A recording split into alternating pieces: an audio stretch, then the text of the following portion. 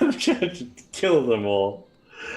Hi, everyone. Welcome. I am Dragons Are Cats, and this is Dragons Brew D&D.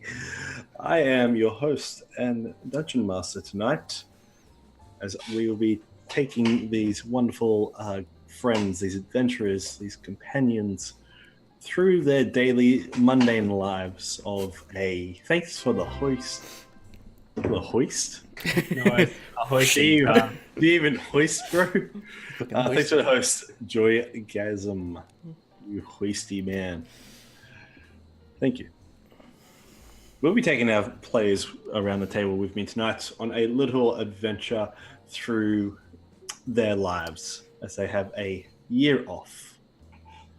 Oh, crit dice. Thank you. Thank you for joining us.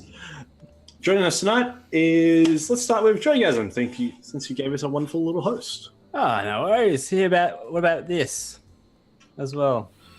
1 year with Dragons Are Cats. Wow. Sub badges are pending. Sub badges are pending. They're in the works. They are being created. The process is happening. The artist is just currently occupied. Give it to me now. Oh my god, that's insane. Yeah. So apparently you've been at least affiliated for a year. Can you believe that?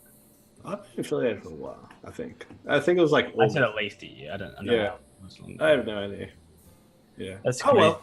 Anyway, yeah, I'm Joygasm, Robbie, Sandstorm Desert Legend, Lord of Riverguard, some other titles as well, but I always forget my titles. There's too many. Scratcher of chairs. Played Tabaxi Rogue. Last week was I know it was last week, but last session was very fun. We got Jay Torsquall to DM us alongside Kyle, his other character from the Vice. That was so fun, and I think I got a 50% crit rate, and it was fun times for me, and not fun times for Jay. I think it was fun times for Jay. It was fun times for Jay, but oh my god, shit up. What of the monsters he created? Those crit dice were insane. Those crits were insane. That was awesome, yeah. With us tonight also is BM Curfew. Tell us about yourself, who you're playing, and what you remember from last session, or just the last couple of arcs. Brad playing Belvin, the human paladin. Apart from the session that we had with Jay, before that we had made it back from Chult after thwarting the cult's activity there and killed a lich and Twice. Yeah, twice. Made it back safely, and after we make it back, the plan is for the group to have this year break to settle any, let's just say, side quests. But yeah, and I think that's what's happening tonight. So yeah, we can see. We'll see. With us is also the provost of Bods, Probod, or Torment. How you doing? Torment, are you there? Sorry, that just took me a second to click. I'm like, wait, have we got a new player? I'm like, who the fuck's he talking about? Before that you forgot his name and you're trying to be inspired to be him. Yeah, that's true. Yeah, he's going. I'm Rob playing. Wow, I'm just scattered right now. Playing Ikram. I'm Tormund playing. I'm Rob playing Tormund playing Ikram. Playerception. And last week I had to leave early, so I missed all of the fighting. And apparently I did fuck all but heal when I left. Thanks, Kyle. Didn't do anything. What are you talking about? Thanks, Jay. Oh no, were you me? Were you? I was you. I take full credit. Full credit. I am not sorry. No, I am not sorry one bit. That's all right. With us tonight, finally, is also wonderful Bone Weave. Don't fuck this up, Carl. No, already screwed up. It's been You've so hit your long. quota of name mistakes. Yep. Don't worry, you're gonna get 8 more. So yeah, I'm Luke, playing Casimir the Tiefling Wizard. He's a bit of a shithead that likes to foil the DM's plans. And recently he's been in charge of chopping up the adult green dragon that we killed to sell. And which you made 10,000 gold pieces from selling the steaks. That was some good steaks, alright? They were good steaks. They were filling. Some people got some mad acid reflux, but it's It's pretty worth good. it. Yeah, well, it's worth it. Truly.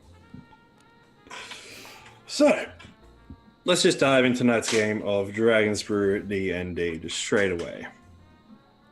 And we will join our party as they have come into this lavish room, this lavish sitting room after receiving a summons from a Arthagust Altbinder, their patron, who had summoned them to Waterdeep about 5 months ago. Well, no, not 5 weeks ago. Not 5 months ago. I'm sorry, 4 months ago, to request their aid in finding out about the Cult of the Dragon's activities within Chult, the sudden loss of troops from the Order of the Gauntlet that were being sent to Chult to deal with a undead menace that had apparently popped up over the last couple of weeks during that time. We join our party now as they've travelled back to Waterdeep, made their way to the Altbinder estate, where Arthagust Altbinder, this colonial man in his black leather jacket with gold embroidery, white beard and very fine mustache, along with his stark white hair, stands beside his wife, Rumelia Haventree, the half-elf, in a fine purple dress. Her black hair has been neatly done, but flows down low, wearing a gold circlet. Across from her, in another high-back, comfortable sitting chair, is the mistress known as Delon Slimmerhelf? Slimmerhelf. That's just a tongue twister. Who created that one? Not me. No, it wasn't me. This is actual characters. I'm using some lore here. Wait, what? I know. It's like I don't make this all up. I just direct it. It's what I do. It's what DMs do. We direct. It's a lie. DMs direct bullshit. That's just how it happens. I don't make the rules. That's a lie. That is true. At this point, Arthagust has requested you come to his estate, meet in private chambers to be able to discuss what happened in Chult. Bringing along with you brings Brom and a couple of the other guards you've hired at Riverguard Keep, along with Alton. They're currently within the estate as well. Mostly came here through teleportation circles, so it was an instant day travel. Whereas they're doing a couple of collecting a little shopping list Casimir's made. Mm-hmm. Casimir has also been brought along. And yes. as you've entered the room, Rumelia looks at Casimir and then looks at Casimir. I'm like, wait up. I'll turn to Casimir and just say, thanks for your hard work. Shake his hand, and then dispel him.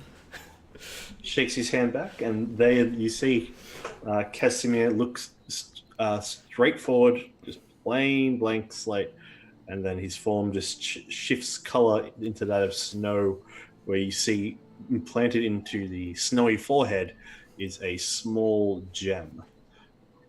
The snowy form of Casimir then floats to the ground, drops to the ground. And I'll pass that to Romelia. Go on over, she takes. I heard he was of great use for you. This truly does please me. Even in his time as a simple simulacrum. Did some incredible things. Very helpful, and I'll repay my debt in due time. No, of course. Of course. We'll work together with this. I hope your travels were all safe as well. We haven't heard much after the encampment packed up, but apparently all was quite well, although one of our lieutenants did say that you brought some sort of large reptilian creature with you. It was said that Ikram was referring to it as Anki.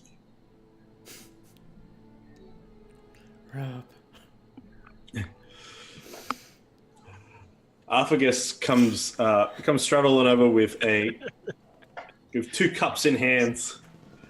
Comes over towards Sandstorm and Belvin and offers them two very pristine crystal cups. In his other hand, he holds a large spherical bottle of brandy. Yes. The report from one of the captains from the order tells me that they were basically undersupplied and there to die. A lot of them suffered quite a traumatic experience as well, apparently. He pours one of the brandies and then pours another one and offers it out to both Sandstorm and Belvin. Belvin will take it, and it's like, yeah, it definitely seemed that way once we arrived there. But the undead problem was quite... Well, it was pretty bad. But we ended up getting down to the source of it all and got rid of it. And what was this source? What was causing all this? It was a lich using a god plate to her will. You see it, he's like, God plate. Whereas Remilia kind of looks towards you, like throwing dagger eyes, basically, just like, oh no. She's just got that expression, just like, oh no. Oh no. Oh no. Oh But yeah. The lich has been taken care of though. We had a companion. Yeah, well, I mean, her plans were thwarted. We had a companion there that helped us and gave her life to thwart that plan. Ah, yes, Angel. How is she? As I just said, she gave her life to help us thwart the plan. She's passed now. Oh, I didn't realize it was her you met. Yes. Oh. Mm.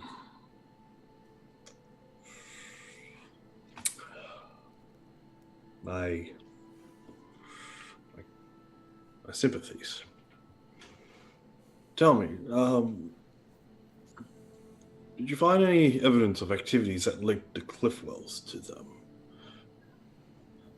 We did find various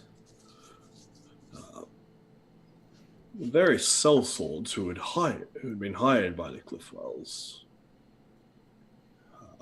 who had traveled from the southeast, claiming to be part of some force that was gathering.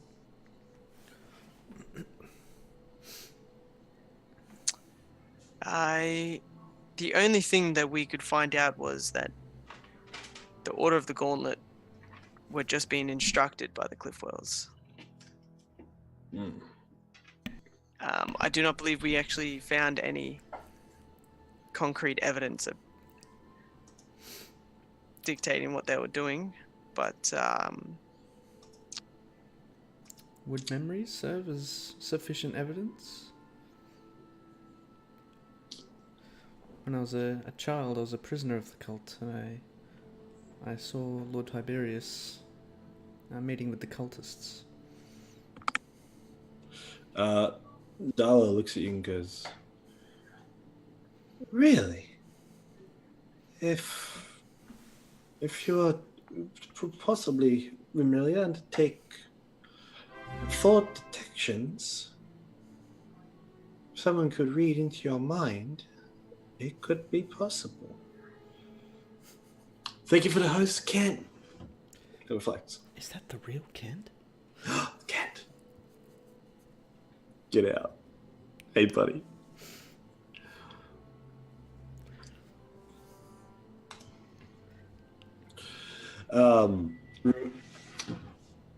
Romelia looks at you and leans in heavily.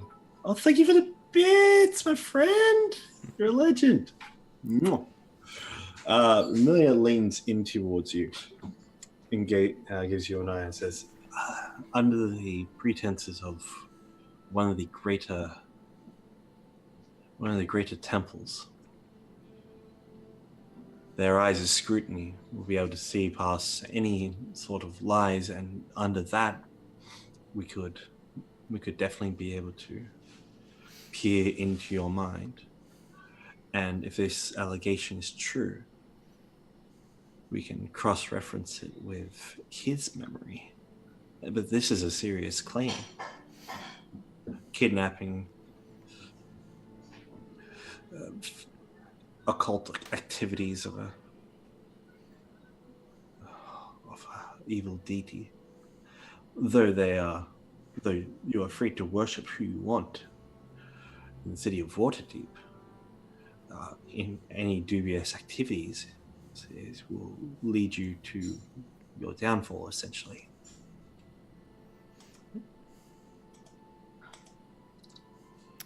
Well, if I can be of use, then please let me know when the trial will be undertaken. Oh no, of course. We will. It will more than likely be a long, drawn-out process. The politics you see against any moves against nobles always are. But if we do plan to take down the Cliffwells, we will need every bit of evidence that we have. For one of the most well-off noble houses of recent years within the Northern Ward, they should be able to make a powerfully funded defense. We need to try to avoid that. If we can find any ledgers or any notes, any hard evidence of coinage being funded to them from the Cliffwells to the cult, that'd be hard evidence that we could work with, and then cross-reference that with detecting the thoughts. It's going to be a process. Hey, Cerulean Sin. Oh.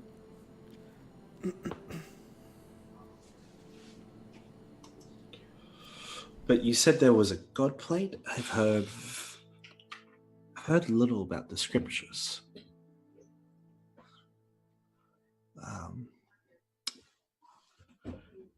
What did you find out anything about them? I know they're very heavily guarded by a lot of the temples, especially the pathogen of Bahamut. Personally, I only heard it being called the God Plate. What it actually did and how it was being used, unfortunately, I'm not too sure. I think... Sorry, you too. No, that's all right. I was going to say, I think Angel knew more about it. And I do know she did talk to Ikram about it, I believe. Whether Ikram remembers a lot of that. Yeah. Ikram remembers, just not Rob. Yes. Yeah, he remembers real well. And we'll end it there.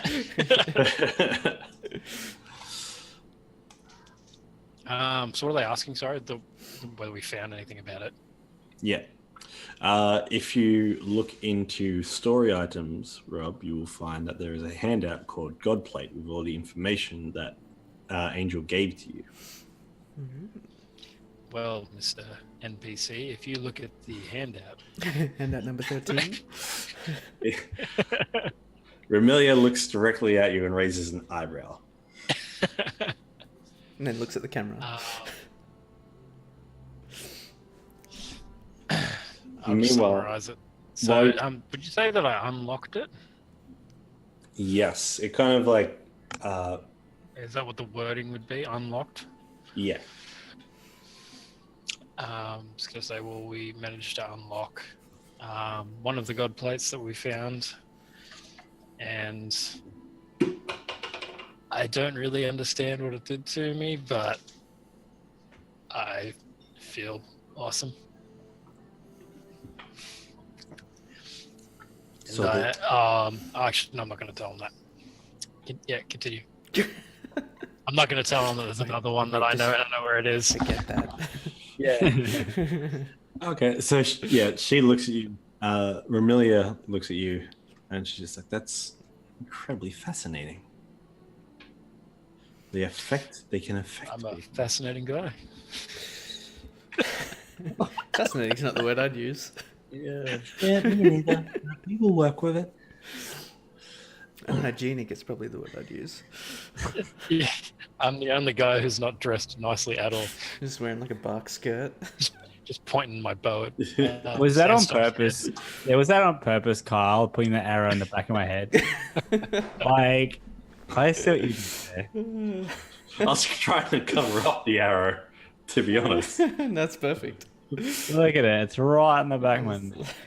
Oh, Jesus Christ. That's in his head. Oh my god, ridiculous. That's perfect. Arthur Gus then comes over to you, Sense. I'm just scratching the back of your neck and looked at you. Yeah, right there, Ikram. Thank you. While this conjured arrow is in the mama's bow and is using it to scratch Sandstorm's neck, Arthur Gus comes over to Sandstorm, puts his hand out for a handshake, and says, "You, the new Lord of Riverguard, has done a tremendous job for the Lord's Alliance. And I'd just like to say congratulations in your efforts." Thank you. Yeah, I've had to carry the weight a lot here. No one else has done a lot of the work here, I don't reckon. No, a man of story. And he hits you in the back. Just a kidding, you know me. Yeah, my Whoa. men around me have also. What do we have here? Anonymous is gifting 3 Subs galore. stars. Oof. Oh my Thank god! you Congratulations. so much. You Gifting anonymous what? person. All right. Sub going out to Tree Hugging Druid. What are they gifting? JP Mayer? Yeah, come on, Carl. Pronounce this one. Nope. I'm going to say JP and Tornial. Thank you so much for gifting out those subs. Tawny Owl, what a nice name. That is a good name. Thank you so much. How'd you get that? I'm going to say, let's throw some dragons up in chat. Yeah. Yeah. That's Beautiful. crazy. Thank you so Anonymous. much for those Like the wonderful subs, my friend. Anonymous looks like the Pac-Man's ghost. Does that mean he ate the people? Wow. That's crazy. So Good, there you go. Have yourself a... throw your dragons up. Okay, what was it talking about? I was just going to give some credit, actually. No, Yeah, we'll just my cut you man- off there. Get some credit. Yeah, I cut you off by I made a joke. It's in writing now. Fuck you. Next day, Riverguard closed. Yeah, got to leave a lot of credit to my group here. Casimir has done a lot of the groundwork. Ikram's done some good work with the fields and gardening, and Belvin, not sure. But what have you done? He's handled the personnel. That's right, the personnel and helping out the armies and the guards and get them into place. But yeah, it's a group effort, and I think we're just a great group. I think you should sponsor us. Well, we do. We still need to reward you with the 5,000 of the other half of the payment, and we Yeah, true. as well. Just give it to my treasurer, Casimir. Well, it's either that or I am looking to part with a business in the castle ward. Oh, okay. The crew I've already hired. It's become in a bit of a rundown state. The previous owners were a bit lackluster. And it's just for myself. Myself is just not my thing. It is property. Property is king in Waterdeep. But if you're willing to do it justice, it can be yours. Okay, I just want to have a quick conversation to my group. So, one sec. We just sort of huddled. tattle around. do we want a house of $5,000 dues, yours? Where is it located? We have to ask. Excuse me, where is it located exactly? It's located in Troll Skull Alley. In the castle ward. Doesn't sound like a friendly. I'm not really sure. Yeah. All right, well, it's in the castle ward. That's pretty good, right? You are currently in the castle wall. We could use that as That's an like one of the outpost. better suburbs, or districts, right? Yeah, if we want to open a shop or something, Yeah, it's a good place. we could use that to start. Yeah, let's do it. Yeah, okay. Yeah. You have a deal. No. No. Yeah. Oh, Yeah, but no. That's all. That's all he is. No. Just that's the conversation. You mean yeah, nah? No, I mean nah, yeah. Yeah. Yeah, nah. Nah, yeah. Yeah. Romelia looks at her husband and is just like,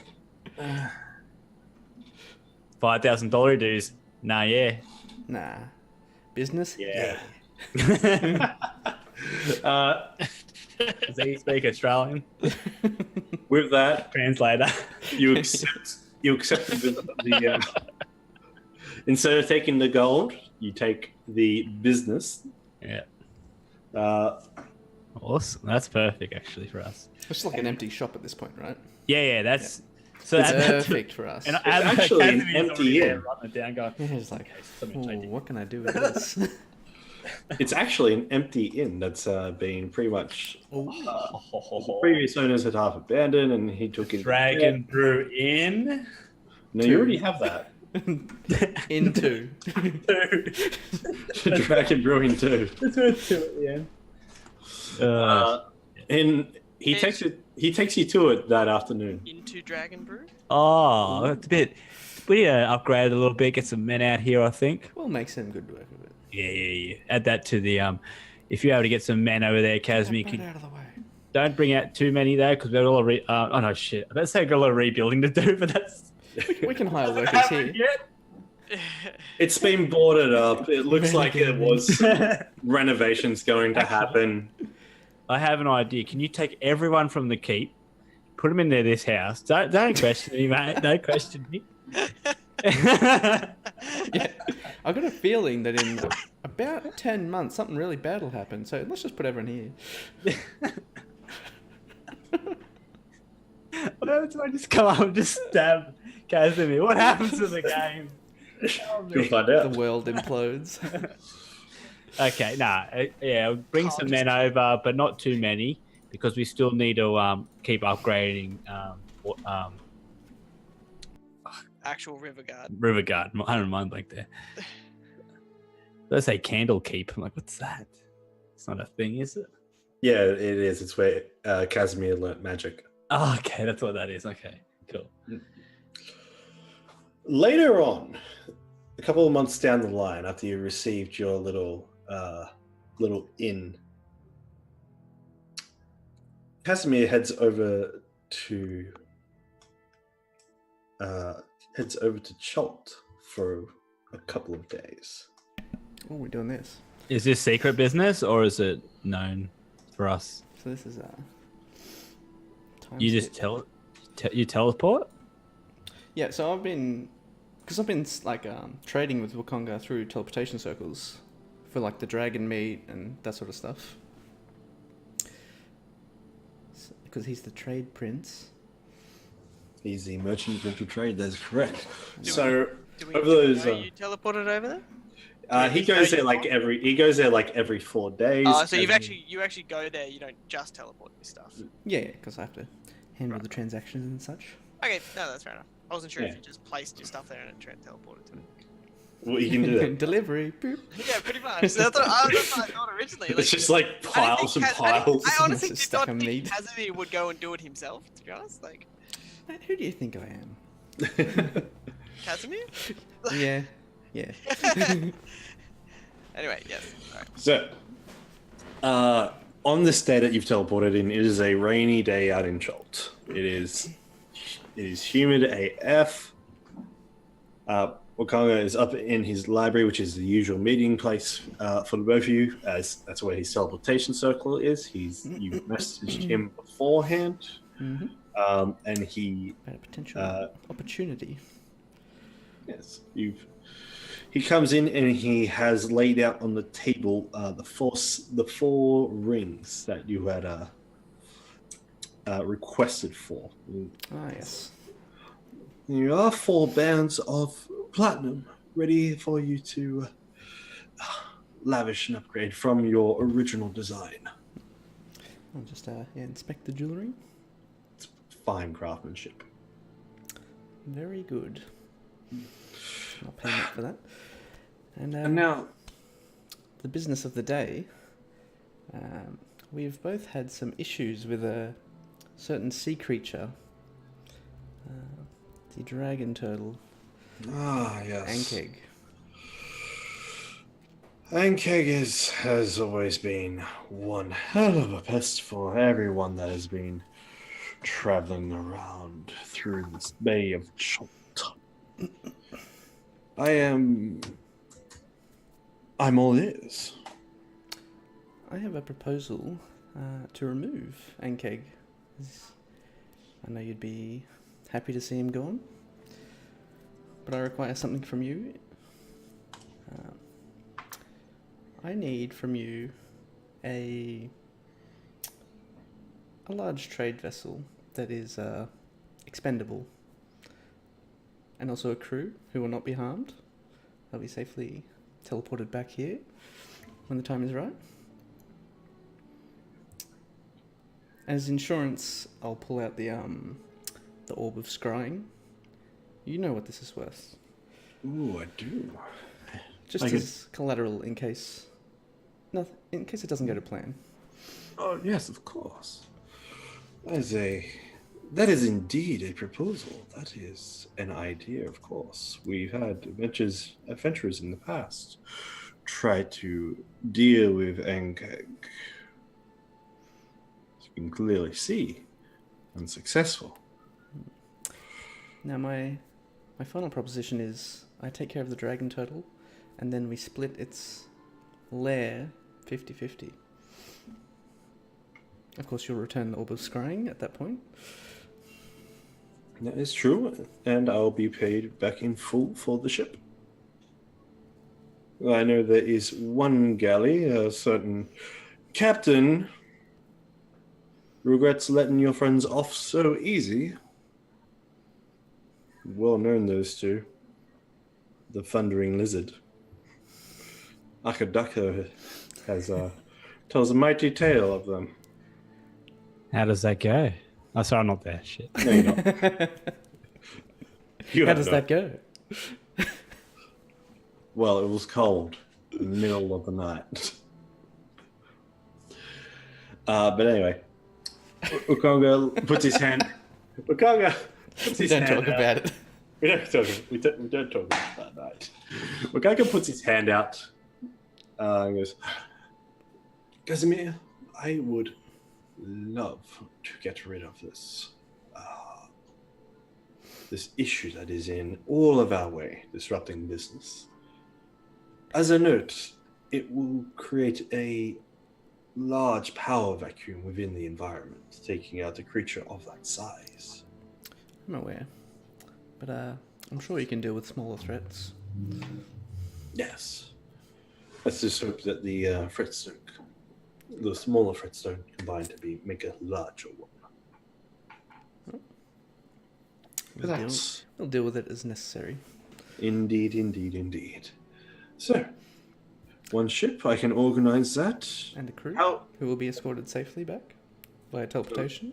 Only if you can guareed. If not, their inheritance and will be paid for from you. And let's say 100 gold each. Now, how are you going to do it? My plan is to, over several days, fill the ship with glyphs of warding, set with the same trigger. That is interesting. So I will also require some diamond dust. How many glyphs are we talking about here? Diamond dust is... I know the spell, and the diamond dust required for it. To be safe, around 40. That could cost you nearly up to definitely over 7,000 gold. The Horde will definitely pay for it. Oh, I agree. That total has been around for centuries.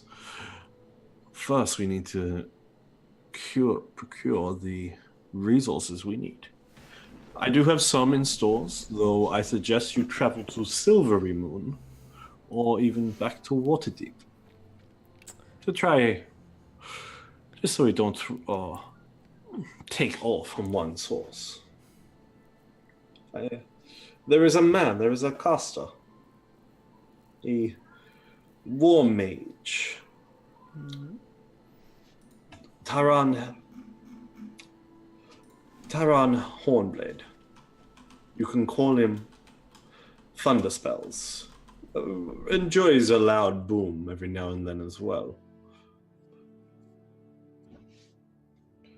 He's very flashy with his spells. If you tell him I sent you, I'm sure he will be forthright and helpful to your cause. I will... Where is he? In Silvery Moon.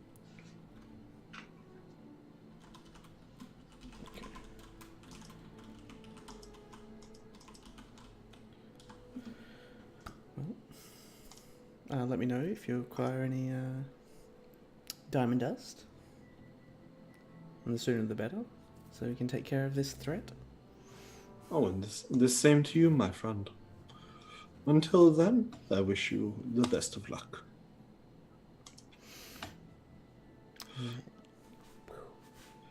And with that, you bamf on out.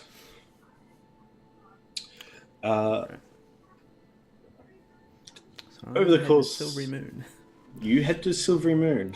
Along that way, the unarmored Belvin has been working along with Colvin Bronze Anvil, who has come along from Waterdeep, from when you visited last, and he was brought.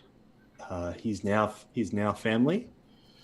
That consists of Helga and Jared. You recognize Helga as the baker that was from Greenest during the attack, and Jared's grown up to be a strapping young dwarf. Hearing about the weapons of Drugeddon, he's more than completely over the moon to be in the presence of such a collection and to take inspiration from the collection to continue his own works. If you invite him back to the keep, he will happily be the blacksmith. He also tells Belvin about the legendary tales of the forges of the citadels in the Dwarven ranges. that also, a number of them, are quite close to Silvery Moon.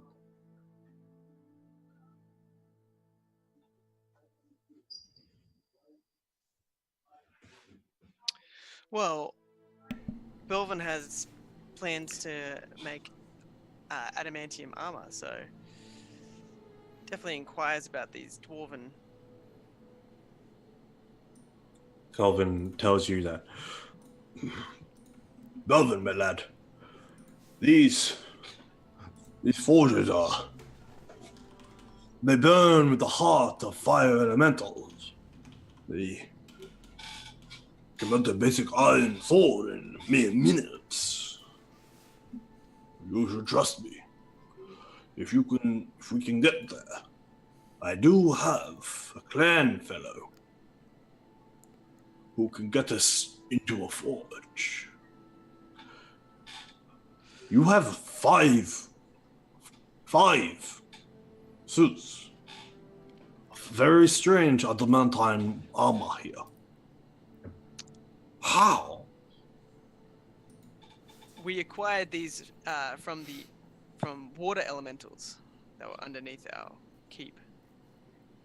Oh. He's just blown back by it. He's like, okay, yeah, I cannot explain how, yep, why, but they were there, and we acquired these. So I would like to make use of these and make them into an armor. Well, of course, we'll just have to get Because there. currently I do not have my own set armor. It was destroyed in Chult. Well, that Casimir's grown up to be sort of a young wizard sort. You could I've say seen him flash in and out of here during my time. Looks out the window from the forge. Speak of the devil and he shall appear. Eh?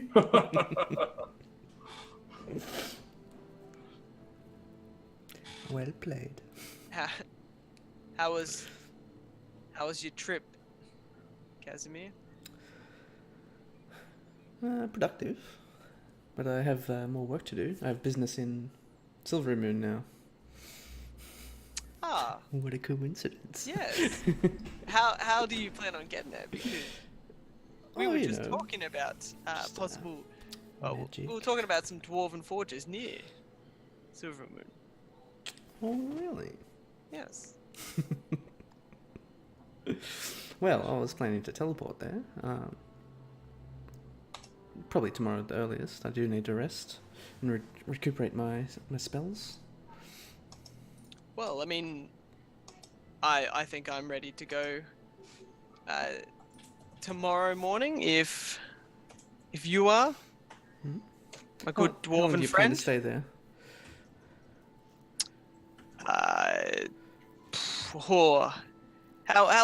How much of how big of a distance is this forge to Silver Moon? Oh. Well, to be honest, it could well and truly be a few days' ride from Silvery Moon. How long do you plan on staying at Silver Moon, Casimir? Well, I have two lots of business. I'm looking for a spellcaster there. And do you remember the map of the tiefling camps we found on the cultists? Yes. One of the camps is located a few days from there. So I was planning to try and bring them to Riverguard. Okay. Do you plan on taking anyone else with you? What if those camps are guarded by cultists? I should be able to keep myself safe, but if you want to come along, you're more than welcome.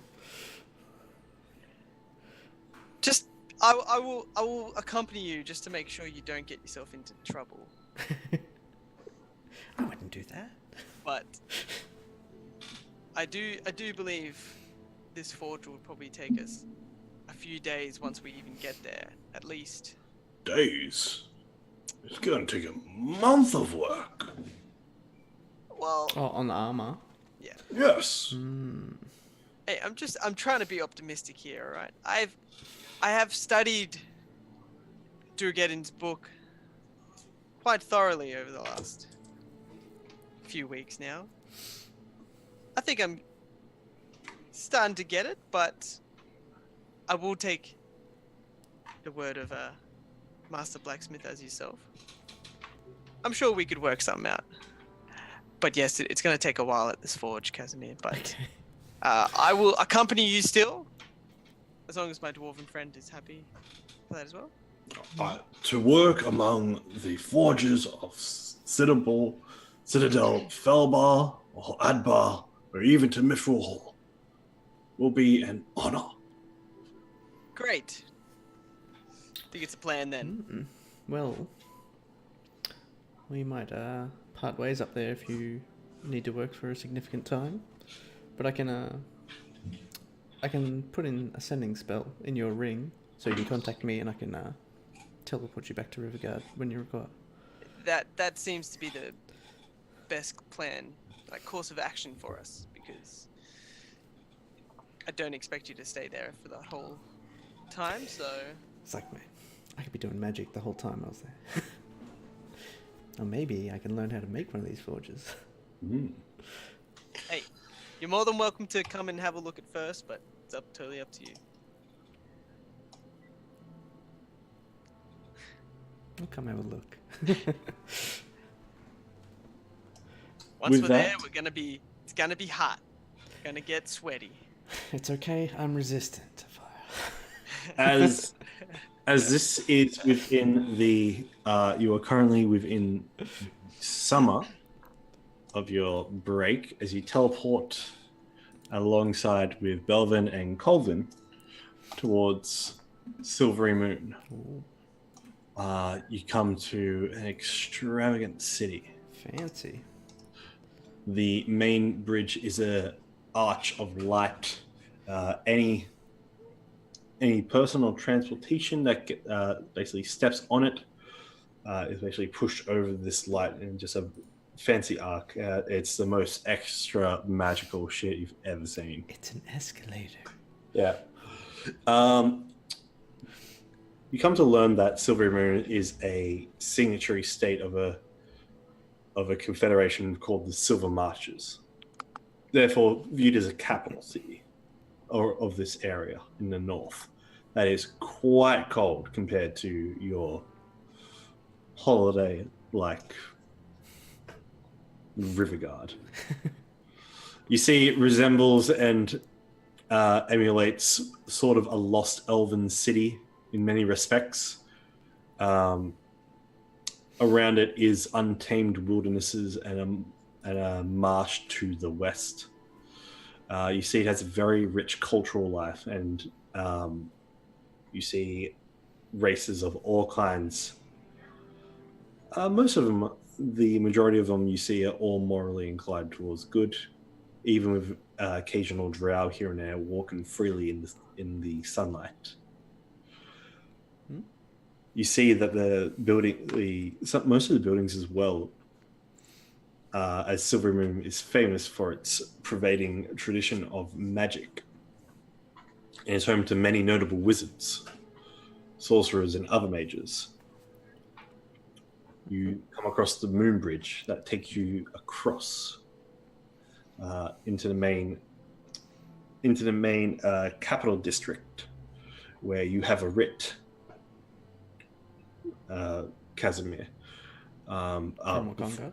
from Wakonga, before parting ways with Belvin and Colvin, who required horses, and they begin their 4-day journey on horseback to Citadel Felbar.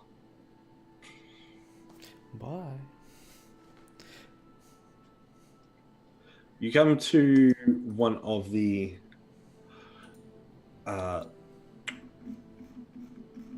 you get to the Silver Palace, where you meet the dwarf called Meph Rama. He acts as the current leader of Silvery Moon through the Lord's Alliance.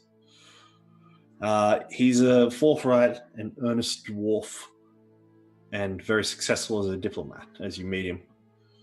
And he directs you to a man up in a high, kind of snake-like tower that also resembles a thunderbolt. I think I'm in the right place. You go out onto a balcony that leads around the top of the tower to just a plain door that looks like it leads into a small closet of sorts.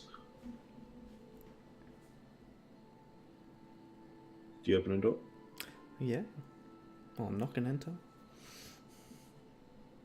You knock and you see that the wood then shifts into a aged human's face. Male, kind of the hair is kind of up and swept to the side, long beard. And he goes, "What? Who is it?" My name's Casimir. I've been sent by Wakanga to look for Tyron Hornblade. Oh, Wakanga, eh? Come in. And the face then melds back into the wood, and the door opens up for you. You come in and meet this man in all blue and a blue robe tops. He's also wearing blue pants, and he's got black boots, long brown beard. And I'm going to add it to your journal, and you can find him under Lord's Alliance, Casimir.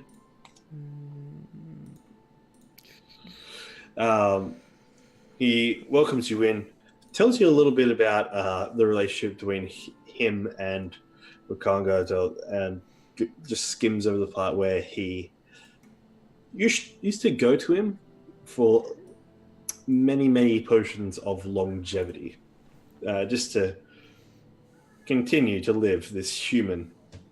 He does look about 60, like mid-60s. But he's way older. But he's way older.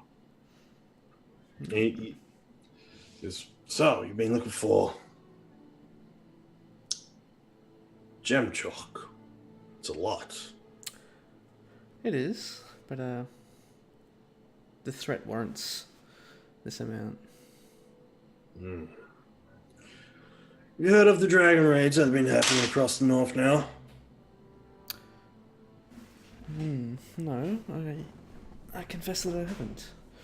There was a blue one that was basically slaying a young one. I think he got too brash as it headed down from the mountains. Apparently he'd been going around with some black-cloaked fellows. Whereabouts have these raids been happening? Do you know Citadel Adbar? It was in one of the outcropping states from the young dragon attacked a small village. Is that one of the ones that Belvin was heading to? Maybe. He explains that it's. I remember you mentioned 3. Yeah. 3 days, whereas he explains that Citadel from Silver Moon, Citadel Adbar is like 20. Okay. And deep within mountains. Okay. So the dragons attacked Citadel Adbar? Yeah. A rogue dragon, yes. It was only the one. Haven't been others? Yes. One small dragon. No more than 100, I reckon. No more than 100 dragons. No, 100 years. God. Casimir, I was please. just gonna say, what the fuck? We'd have a state. That made me a bit nervous when he said that.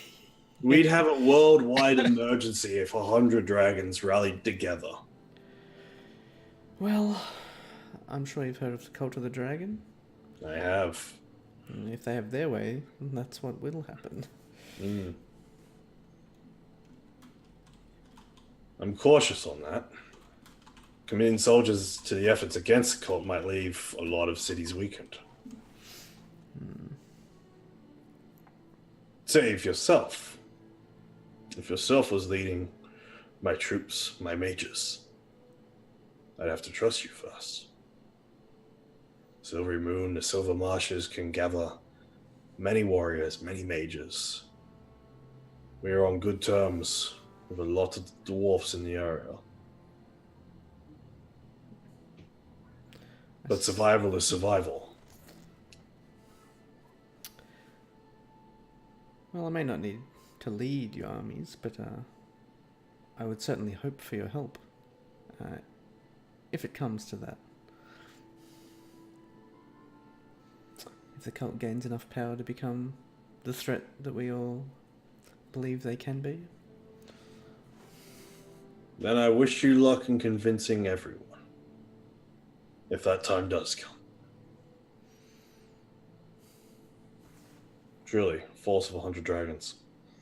Can you imagine the nerve?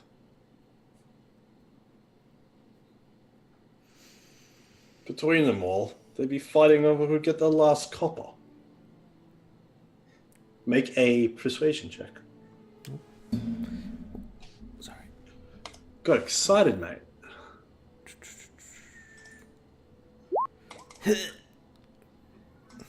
That is some terrible persuasion. It's not my strong suit. Belvin, are you still around? No, he's gone. He looks and goes, well, over the cup, I will rally what resources I can to get the gem chalk dust that you need.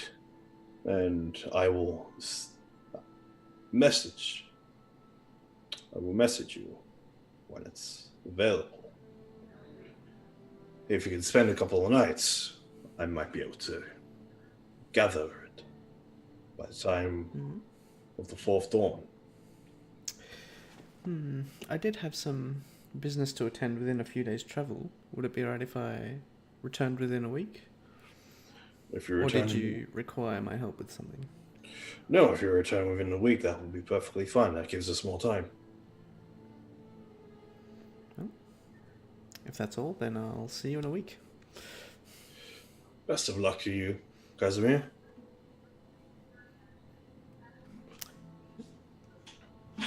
And you leave Terran's hall. Tower. Terran's tower. And you see, like, going into it, you are in an extra dimensional space, in a basic grand hall. Nice. I'm gonna have a tower like this one day.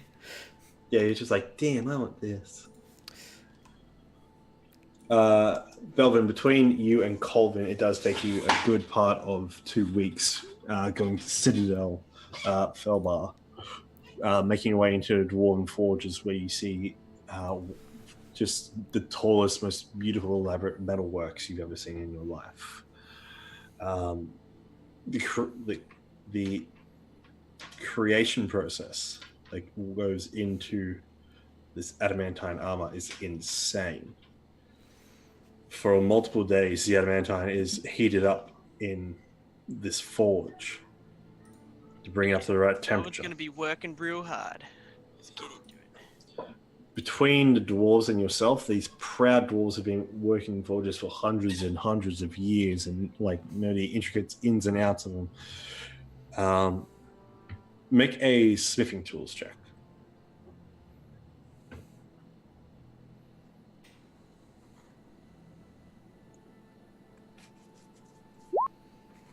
Nice. They are thoroughly impressed as you begin to explain to them some of their methods for working adamantine.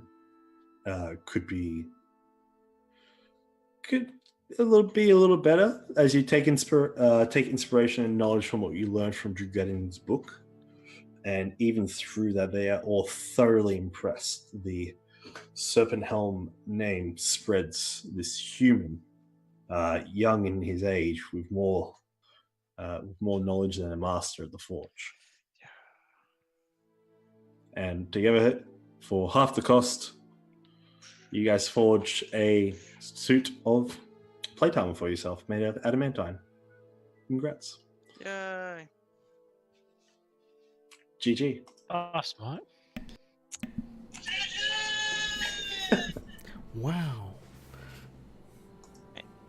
that's a big feat. Impressing dwarves with smithing. Oh yeah.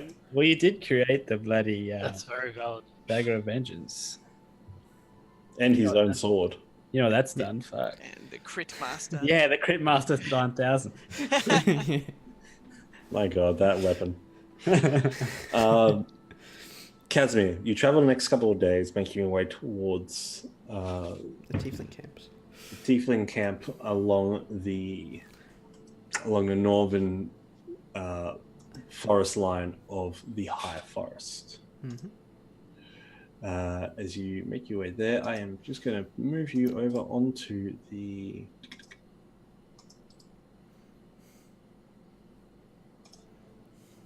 whatchamacallit. By whatchamacallit, I mean the map. How far into the thing are we? Like one. Into the time skip year. By Yeah. this time, we are nearly a month out from Belvin going to Greenest. Okay. Gotcha. So this is like what, a month after Chult, basically. This is like 3 months after Chult. Yeah. Okay, yeah. Okay, so if you would just There's the silvery So- moon. running along the River Run. You also Where did make Melvin go? Also. Belvin went up here to Citadel Felbar. Oh, yeah. So he went to Citadel Felbar. Casimir went from Silvery Moon all the way up to all the way down along the River Rubin and made your way down towards a tiefling camp. Mm-hmm. There at the tiefling camp, it's a small little place, but it's not too far away from a standing stone that's in a mound the shape of some sort of lizard-like creature. It's like laid flat on its side. Its tail wraps around. It's like a totem section, and they are pretty well remind you, all of them in this tiefling camp remind you of Ikram in sense. They have a very strong connection with nature. They also have a healthy trade with the elves of the High Forest when they come past. They try to not hunt within the forest, and they try to keep foreign predators from the forest away from their lines. In return, the elves make sure they're pretty well protected.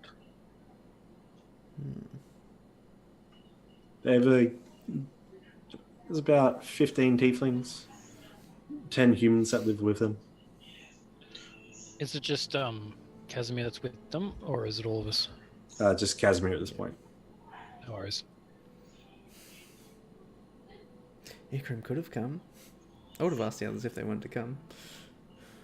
Nah, you didn't. You rude bitch. I would have.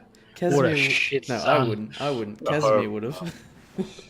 You're too busy training Osha at this point. Yeah, Riding- training. Your other kid. training Dang. Anki. So my which you, favorite. which you can make an animal handling check, and also at least one or two of you have to be at the keep for just general. Just work. everyone leave. Make We can't it- leave Sandstorm alone. No, you can't.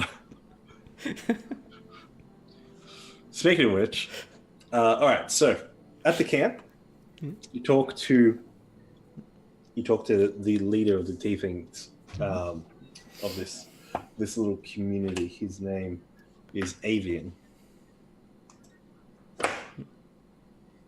He welcomes you. On a night of a full moon, he puts out a spread for their brother. You see that all of them are very similar to you. All of them have wings. All of them have horns. All of them have yellow eyes. The dark grey skin as well. It says, "We'd like to welcome you into the circle. It's nice to see another one of us come along." I appreciate the welcome. My name's Casimir.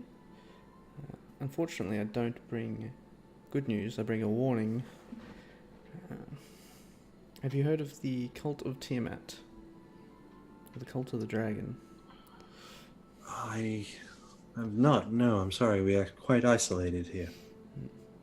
Well, these cultists worship Tiamat, and they've been kidnapping and harvesting tiefling blood for their rituals. It's already happened to several camps. We've heard on the winds and through the leaves that there has been movement from the south heading on up along the deserts. There's been flights even. There's been movement. Some animals are scared.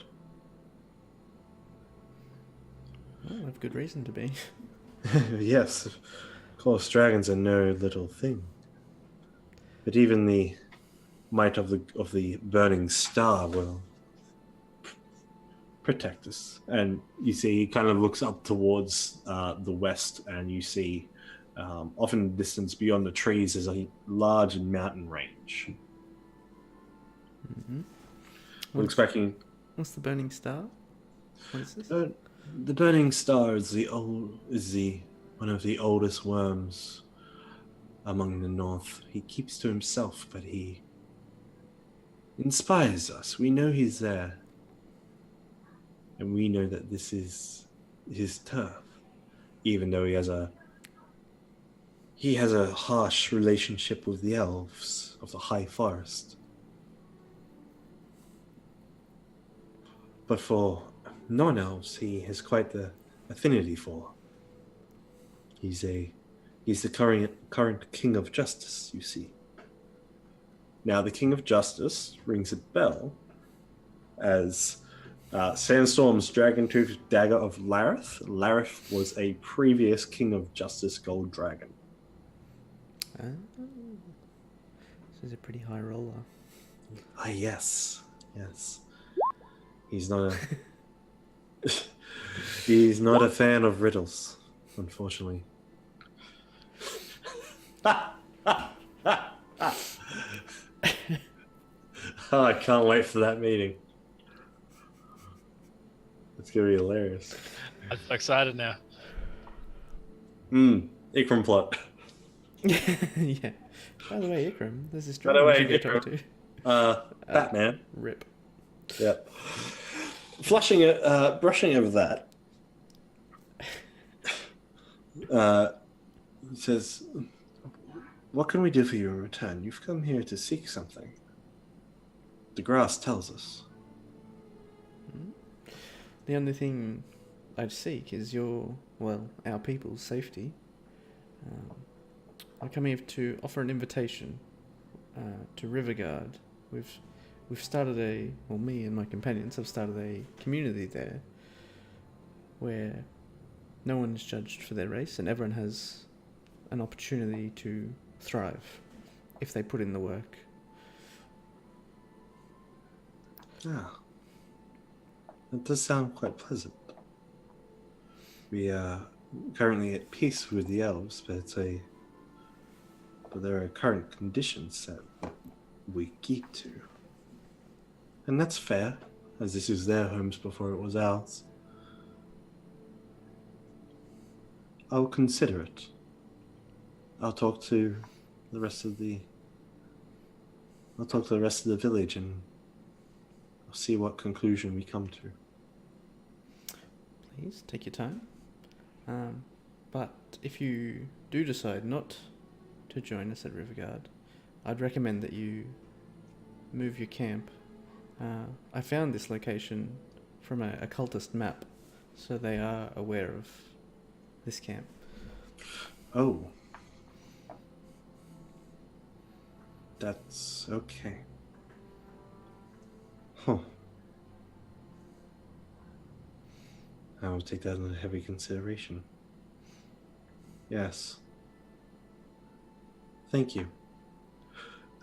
He reaches up to a plant that is up against the God,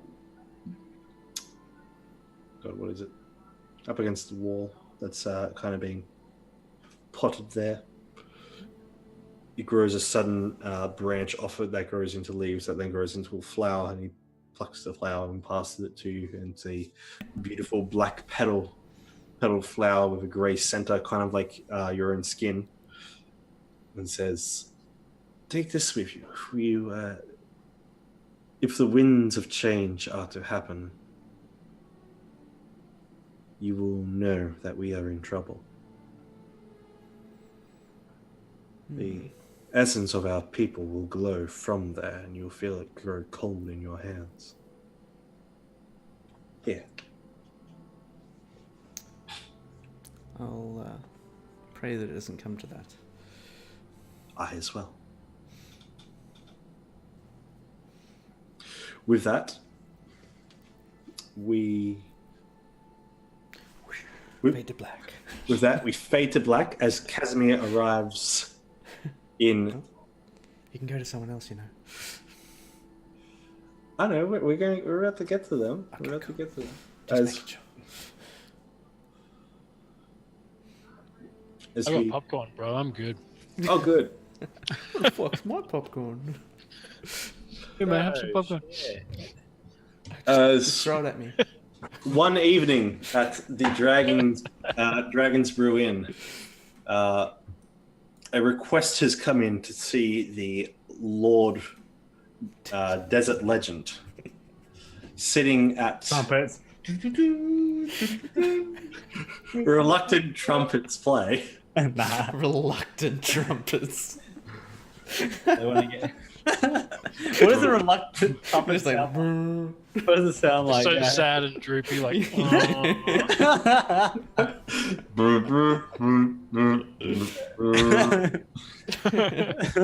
yay. It's nah, I don't have that kind of. I'm just like all this Sarah talk this shit to way too much. Yeah. Oh crap! I love it. As you go on in to the Dragon's Brew Inn, Aranis, one of the guards, has came to you. He's decorated helm and armor. This well-built man in his 30s. He goes, "Yes, this tiefling woman has come up and has demanded to see you. She's quite stern." Tiefling. Yeah, says she knows you from Burdusk. Says she knows a limbo. I don't understand. No. Okay, show me to her right now. And takes you out from the keep into the Dragon's Brew Inn, Word. and you see this I'm not tiefling Batman. with Catman. instead of eye whites, they're eye blacks, and she has golden eyes along with night black hair and horns that kind of curve up and around. She's wearing a risque travel dress along with quite extravagant boots, and she's just like sits there and has quite a smile on her face and goes, "It's been a couple of years, Sandy."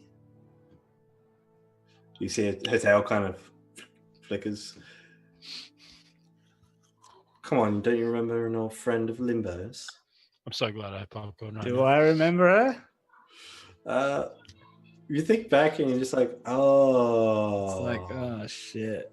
You're just like, oh, that's right. You remember that Limbo was a part of the Zentarum, the Black Network, before he basically cut ties and went his own way. That is when he picked you up. Oh. He usually got into some trouble with some shady individuals. These are the shady individuals. Hey, you must not be important enough to remember. Sorry. Oh no, of course. That's fine. I guess old Limbo is perfectly happy to be rolling, let's say, into a 6-foot grave. Do not disrespect Limbo. No, I'm offering no disrespect, good sir. No disrespect at all. I've just come to check up on his greatest pupil, the one who decided to quit everything for. How did you find me? That was easy. Really, truly. You have made quite the ruckus for yourself and for this place here. I can't believe he got this. Well, I must admit I haven't been discreet. Been trying to grow this place as fast as possible, so we're trying to get the word out. Oh, we know. We know. We also know that you need to be careful. I'm here here's a warning for you. You have someone who has decided to take a bit of a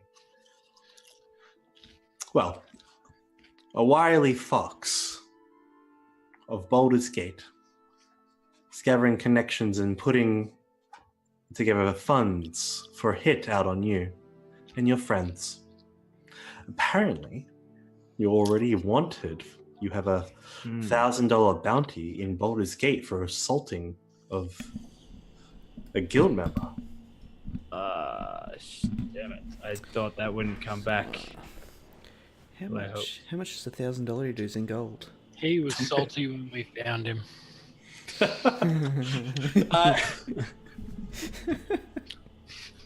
I could probably pay that off now. Yes. Here you go, $1,000 dues. Yeah, back then I couldn't pay that off, but got plenty of gold here now with this keep. Oh, it's Tell apparent. the criminal that. It's apparent to them and to us that you decided to skip town. Well, yeah, at the time it was the best option for me. I hope to not be seen again, but I guess I've taken a new role, which is a bit more in the limelight, I guess. So you forget your past life like you forget all your friends and all your other worries. Well, that's just peachy. Do you even remember who I am? She gets up and walks over towards you. You see, she's purposely swinging her hips and her tail at the same time as she's walking over. Very fine figure, and she's got a wily smile and walks straight past you to Uranus. And he's like, holds his chin up and gives you a sly look, gives him a kiss on the cheek, and then a hard kiss on the mouth. Jesus. And then pulls his head away and says, I'm Rian Nightshade. Pleasure to meet you again, Sandy. You should be careful in Waterdeep as well. That little place you have as well, that new down on Troll Skull. Oh, shit. A mob boss is quite concerned with losing that place. They're using it as a nice little hideout, you see. Ah, so it wasn't abandoned after all. But that's the Xenophar's Guild. For a price, you can have their weakness. I've already paid my price for that place myself. It's rightfully mine. Oh, that's not what I mean. I'm offering you a moment to better your position within Waterdeep. Who better to take out the illustrious crime lord, the Xenophar, than Sandstorm Desert Legend? It's been a while since I've done the dirty work myself. As you can see, my hands are quite smooth. Oh, I wouldn't say it's a dirty work. You'd be doing community service for Waterdeep. I guess I could put my old boots back on. Let someone else get in charge for once. Well, sharpen my blades. If you do, make sure you keep it off the streets and in the sewers. There is one gate within the dock ward that will allow you to head on down. You just have to follow the symbols that look like a beholder. Get to the hideout. If you take the goldfish, you will have complete hold over the Zenithar as long as the Zenithar keeps its temper. You see. It's been a while. Sorry? Does Sansom know who Xanathar is? No. He doesn't know. No. No idea.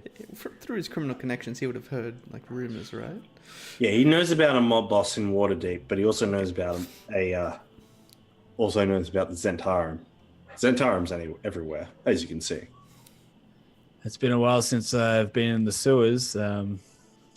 Definitely way before my days of being a lord. Let's see if I can remember the old tracks down there. She saunters over towards you and says, and puts her hands up against the sides of your cheeks and just like grabs your head and says, Sandy, try your best, okay? And gives you a scratch behind the ears. My best will be a bit too good for this, sorry. Maybe about half my best. That'll do. We'd also be very appreciative if you could take our competition. And I'm sure the Harpers and the current Open Lord, Neverember, will be happy about it as well. Just some food for thought, Sandy. Bye. She heads on out. Smoke cloud. No, just walks out and just like, and that's when I go, I remember that view. Yeah. Meanwhile, you hear the crunching of popcorn of Ikram just over to the side of Bark. But Ikram's got a bowl of bark. We're sitting across from Ikram is Osha with a bowl of popcorn. Just you mean being grown corn, have you? Pardon? You know it. We got like if you went out into the field once in a while. There's like some good entertainment right here. Yeah, I don't need to go out anymore. With that, we're going to take our break. And we're going to make ourselves some cup of teas, and we're coming back and check out what happens with the whole dragon turtle. This wonderful little... I don't know how you get rid of a dragon turtle, you crazy bastard. We're going to blow it up, of course. Fucking crazy. You With better get all the explosives, gold. anything's possible. I hope you get all the gold inside. I'm an honourable wizard, right? I said I'd give him half the loot, so I will. All right, I am just going to go run to the toilet real quick, chat. Yeah. So I'll be back in a jiffy. Kaz felt pretty responsible for Neva and the crew's death because he sort of antagonized the dragon turtle in the first place. So he felt the need to sort this out himself. What do you mean? Did Neva die in the ship? Yeah. Well, I don't know. They sailed back around Cholt, and Neva and the crew got killed by the turtle. When did this happen? That was while we were at Cholt. I fucking didn't know. Holy shit! How did we know that? Did someone come back alive? I think Wakanda told us. Wakanda. Fuck. Wakanda forever. Holy shit! I'm gonna grab a cup of tea. Yeah, me too. Oh shit, Rob, it's you and you now. I was gonna stare at the Dragon's Brew popcorn session. We'll give you over to Ikram. ASMR popcorn eating. I haven't even got Twitch open. Yeah, Twitch. That's alright. They see you. Don't worry. Hi there. This popcorn's really good. I've nearly finished it. What's sad? I don't know what we're going to cover with me today. Seems like we're delving into a lot of people's pasts. Oh, thank God Carl's back. Please, Carl, talk. I'm scared. You're muted. So, Mr. Ikram. Thank fuck. you have a wonderful, wonderful little scene coming up. As yourself. Oh, by the way, chat. I'm just going to have like a nice little spiel just happening right now for Ikram and I.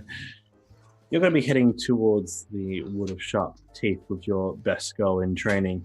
Osha. Are we doing that now, are we? We're gonna head on into that, and then we're gonna Okay. click on into the rest of the scene. Oh, we'll probably do. Look, we're gonna do Casimir's thing first, then we're gonna go to you, then we're gonna That's all good. Also, within this year break as well, this is just clippets of scenes. So if there's anything you want over the course of the time and want to do or to train, you can also do that. Now I'm pretty cool just to. I don't know. I feel like Ikram would just. I don't know, like maintain the fields and kind of just maybe venture out every now and then to like check on the owlbear and. By this time as well, the tree that and also check on that tree. Yeah, that tree has grown quite sizably, and it's literally like 5 feet wide at this point. 5 feet wide. Yeah, Holy shit! it's growing quite large. That's almost ready for. Oh, because what did she say that I have to? I just have to grow it, and then something will happen once it reaches a certain size. Is that right? Yeah, like once it's fully grown, which it nearly is. So at the end of the year break, Yep. it's fully grown. Nice. That'll be sick. Go away, Honesy. We're talking. I'm talking about my favorite child. I was just going to bust out some information, alright? Nah, don't need it. You know of burger rings, but have you heard of I burger hoops? It's the Aldi brand.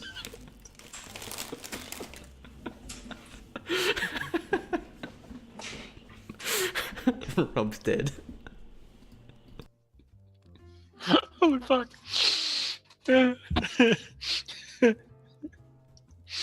Are they delicious?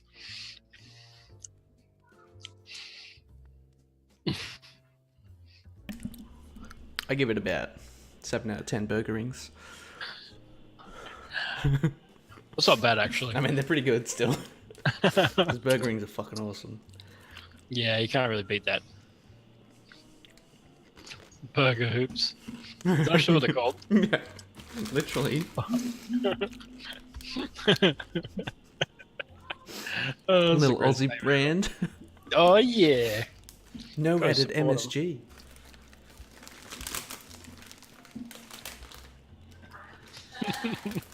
Burger hoops. We've got an artist. Yeah, a while back we did. Wow Kate. Check her out on Twitter and Twitch as well. She does some streams of her artwork.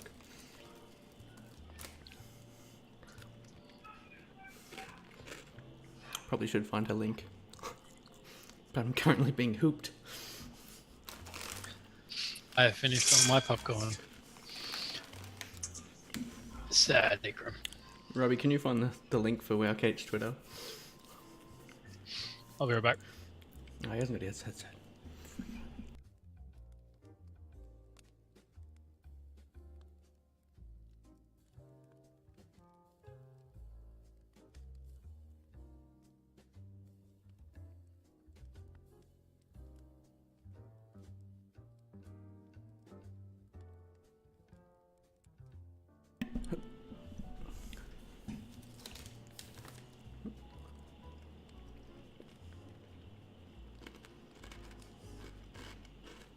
How we all going on this break?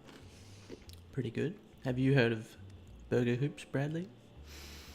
Burger hoops.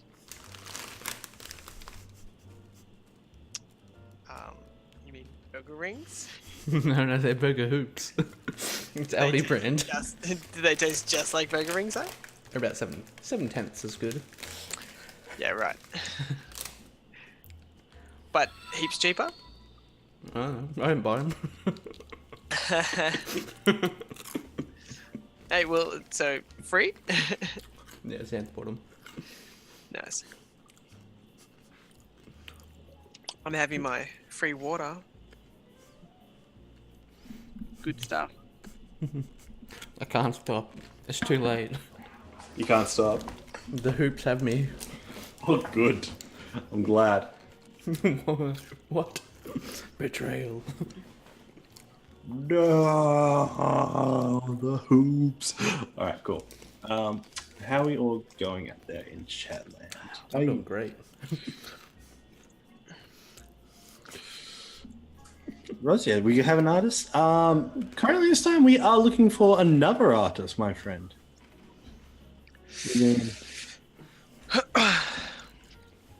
Looking to move into, just check out other artists and other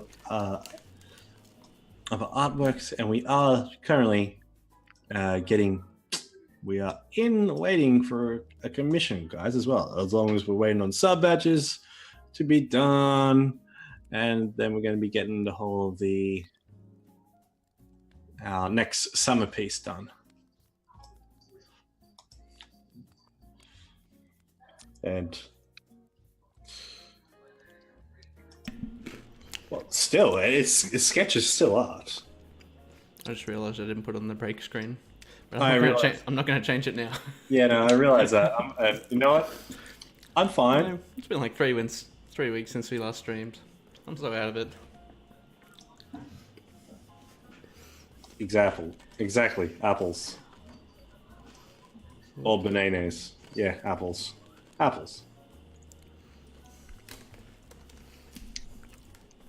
There we go. Brilliant. But do they compare to burger hoops? No, they don't.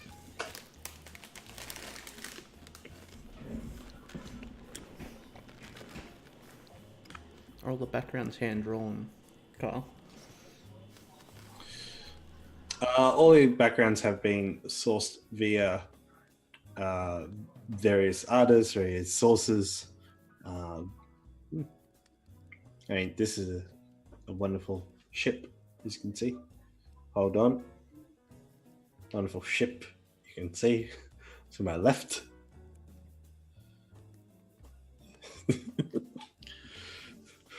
Oh no, he's drowning. You can't stop this.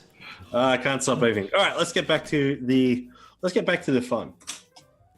Yes, everyone's in swimsuits. Oh my god, that's a brilliant idea. I'm sorry, guys. You guys, Anime style. yeah, anime style. You guys are getting a beach scene. We're all going to be in the dick beach. stickers. Or at the pool or something. Yes. Can I be in a Get Borat? Get Borat some budgie onesie. smugglers. The Borat one's just a vine. Yeah, it's just vines and leaves. Fine. It's just a vine, yeah. One vine. To be honest, though, Rob can actually role play as that. He's had experience. I gotta find it in the cabin. And he comes out in special. I got it hanging on a clothesline. Oh, hanging on the. On the clothesline. Just had to wash it from the weekend. I can't even believe that. I can't was big. believe that. That's hilarious. Fucking hell, Rob. GG. You'd love do it for don't charity, worry. wouldn't you? We should do a calendar. That's what we have to fucking do. Dragon Brew calendar. Sexy swimsuit calendar. If we can get Heavily photoshopped. Rob, get in there nice and close. You've done it before. Remember how you had to like? What's the big month? Is it January or December? I think August is the big month, isn't it? Is it? I'm born. So I can't January and tell. December, I feel like are good, and then it kind of tails off, and then it rises again in the middle, and then tails off. Again. That's it. It's not the only thing rising. Oh, that was so good. Depends on what month I'm in. You gotta think of like we gotta get votes of what's each calendar, what's each one. One's definitely going to be a shot where it's like completely naked, but something's covering everything. A leaf. Just like One leaf. I do it for charity, but we gotta make it a lot. Pretty sure we'll get banned. Yeah. No, it's a calendar. What do you mean? You can Yeah. Yeah. We'll get banned from something, that's for sure. banned from fucking life. Yeah. Rose, we literally have Rob, look. we have Tormund Chat, here Rob. tonight. The man who slept with a bear Do you in have Game chat of open? Thrones. Yeah, that's Tormund. That's Did exactly he sleep with a bear? That's exactly right. I don't remember that part. I don't remember the bear part, but God. Is that like a Game of Thrones porn parody or something? that's Get the exactly what he's hair going. out. I don't know. It sounds like something Tolman would do, though. Probably. Here we go. Here we go. Hey, look, it's Tormund. Oh my God, it's Tormund. Nice. We need that on the pinup calendar now. You're having sex with a bear. Oh, Oh, jeez. I need you to wear a blonde wig, Carl. Oh. Yeah. I'll get it out. Just give me 5 minutes. So I can crush it with my bicep. Fuck. I like a lady with muscles. Oh, you like Bowsette too? Oh fuck! Your obsession with Bowsette, it's like fuck. It's deep. It's so deep. My queen. It doesn't even exist. I thought it existed. It made it worse when I found out. Don't worry, you and me, Robbie. We're gonna cosplay. I'll do it. You'll be Mario. I'll be Bowsette. Oh, please don't hurt It me. doesn't even make sense. Please go easy on me. My first time. Okay, so let's get back into our game of Dragons Brew D&D as we get off our bullshit. Casimir. That's our main content, actually. It's very true. It's very true. And Casimir be with T-Pain and Lonely Island and sing I'm on a boat. Segue. We're just doing Dragon Brew version.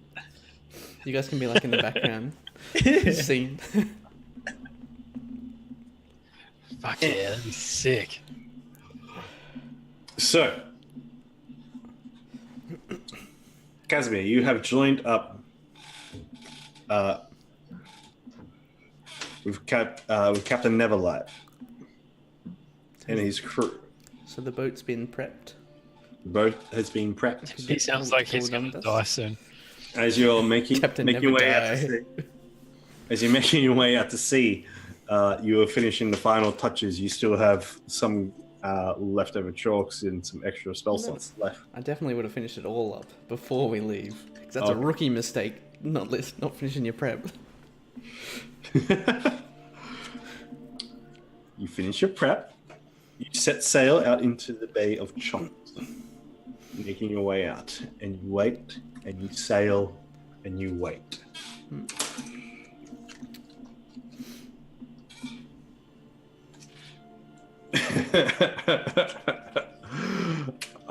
Yes, that's me. Thank you, the Joygasm. You're my man.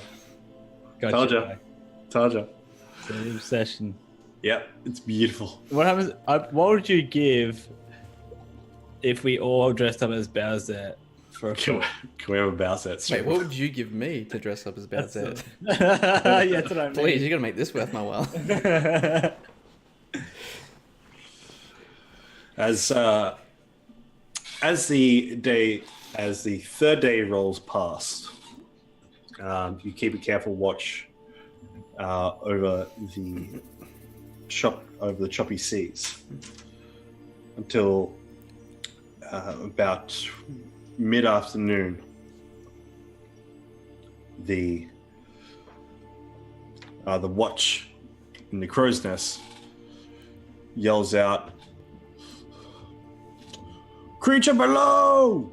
Creature below!"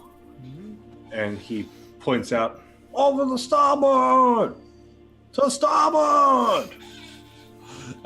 As you look over there, you can see in the distance coming towards you a shadowy silhouette within the water that then raises up, and you see a massive mound of water that then flows to the side of this shelled carapace. As Ankeg's mighty head with its one milky eye raises up and breathes a massive blast of steam within the air that panics everyone on the boat, and they all look at you, including Captain Neverlight. I've disguised self when they called out the shadow, so because it would recognise me if I didn't. So I just want to look like an older sort of officer, like a naval officer.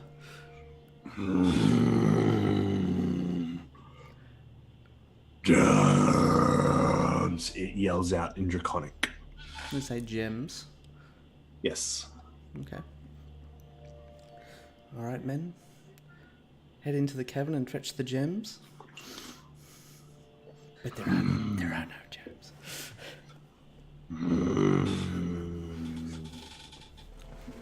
No. Was it Wedge and Bidge that Bidge? Because of Biggs, Widge and Beggs. Wedge and Big.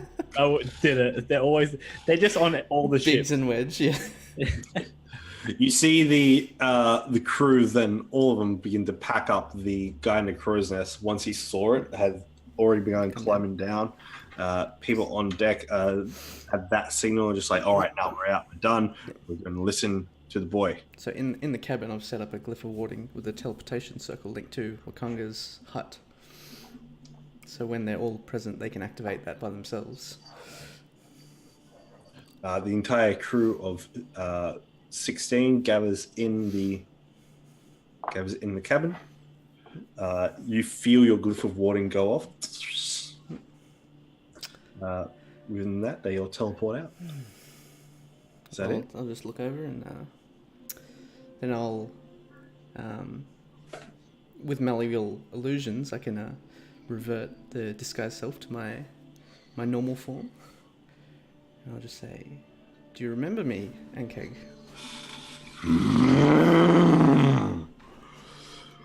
You tricked me. You didn't give me a chance. It's true, what I did. But you did something you shouldn't have, and you killed. Bangs up against the side. The water sprays up. Looks at you and goes, Well, I've brought a gift. I've brought a gift to repay the kindness that you showed to Neva and her crew. And at that point, I'll cast Dimension Door 500 feet up. What? Which is the trigger for my glyphs of warding. As he goes out and sort of reach out into the air to snap at you, there is a huge, massive explosion from within as you're flying up into the air and looking down as you're about to go through your own portal, go through your own dimension door. As I do. Yeah. As you do, and pop out the other side, you see the spectacle of the dragon turtle nip at the air where you were, basically grabbing onto half a sail and ripping it down. The lights underneath of the floorboards of the ship light up. And there is a sudden low hum to an explosion of fire that blasts up into the air.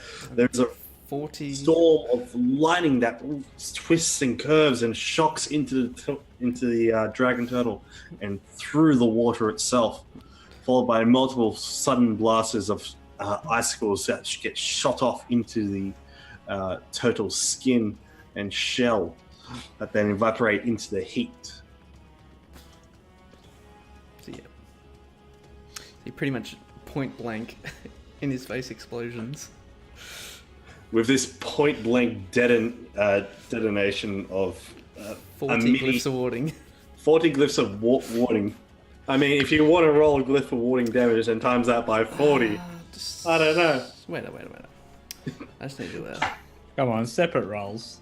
Yeah, hold on. I just need to figure out how many dice it is actually. Yeah, it's a lot of dice. But there is this massive blast into the air as you have to use your wings to possibly get away from the huge blast that's coming up. As the dragon turtle then it goes off, meat chunks go flying into the air. You see most of its mouth and face is near disintegrated within the initial blast radius. The concussion from the blast sends you flying back into the air. Make a strength saving throw to regain control of your wings as you're basically going even though you're 500 feet up. Even though it's 500 feet up, this is a massive explosion. It's a lot of dice. It's only 200 D8.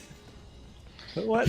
Where did all this? What? Did you want to borrow my one? Because imagine having to roll this at a table. Because each glyph of warding is 5d8 damage. Oh my god! How do you have infinite power? He doesn't. He spent 4 months gathering this and a lot of money. Well, every battle now we're gonna wait 4 months. Okay. Yeah, I was gonna say, It's not practical. if it's spontaneous battles. Oh! I... Fantastic! Oh. Dude. So this is like a double backflip. Your wings are like you gain control of your wings, and your wings just shoot out. You throw your arms out as well, as if there's a magical force that's stopping you from tumbling back, and your wings just continue to keep you lifted in the air. And you just watch as this the ruins of the boat just burn into the ocean as this massive dragon turtle's corpse just there's a groan as the rest of its body just sink into the water. It sinks down maybe 100 feet or so, and then just stays there. Just you see its leg is currently drifting away with the current burning driftwood, and there are chunks of shell, it's like little islands around it.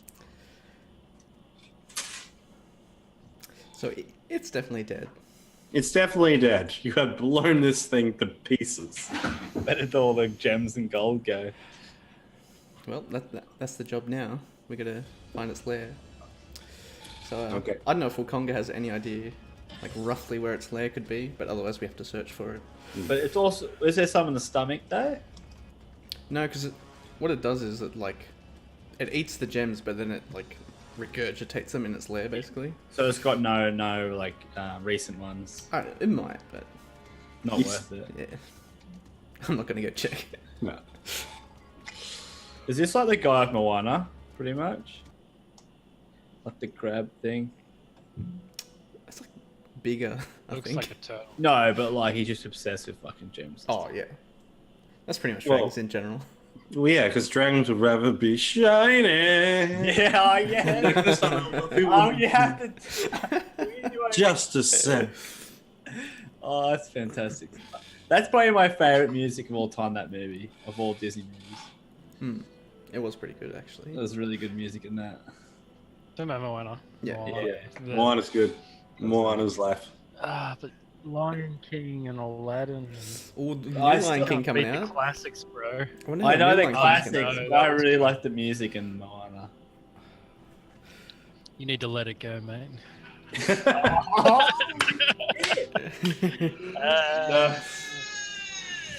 Fucking hell. All right, Casimir, you go with a team. They're not too sure of where it is exactly, but they give you some ideas on where to go. Are you going to search yourself, or do you assemble a team or such? Well, if Ikram is available, I think he could be very helpful. I don't know if he's got his own business to deal with. Is this what's the time frame? for At one this as time, he is unavailable, Okay. which we will cut on over. well? Classic. Oh, Otherwise, Dad responsibility. I'd be casting water breathing as usual and polymorphing into shark to search around a bit faster. okay. Well, make me a survival check as you try to track this place, this lair down. The fuck? Well, Definitely hacked Robbie's account. No, it's you know it's why? laws of averages. you know why? It's because Robbie hasn't rolled yet. He hasn't stolen my luck yet. Or it's laws of averages where you've been playing so horribly. So shit forever. It's making up for it. That's true. This is actually what the fuck, dude? 2 in a row. Oh my god. That's really good. Yeah. What the hell? Don't mind if I do. You And you got really just bad quit now bonuses and as just well. As Zero you, and that's you one. done. so you make your way on that very first day. You're sort of curious to where you are currently. Like you've been showed maps of where they believe the lair to be, and it's not quite far from where you are. From one suggestion, to which you polymorph yourself into a shark, and just an hour and a half after blowing the thing to pieces, Casimir, you do find. Sorry. I should have listened to the polymorph bit. You find the lair in which you inform Wakanda. There is multiple weeks spent clearing the treasure out. You come across the ruins of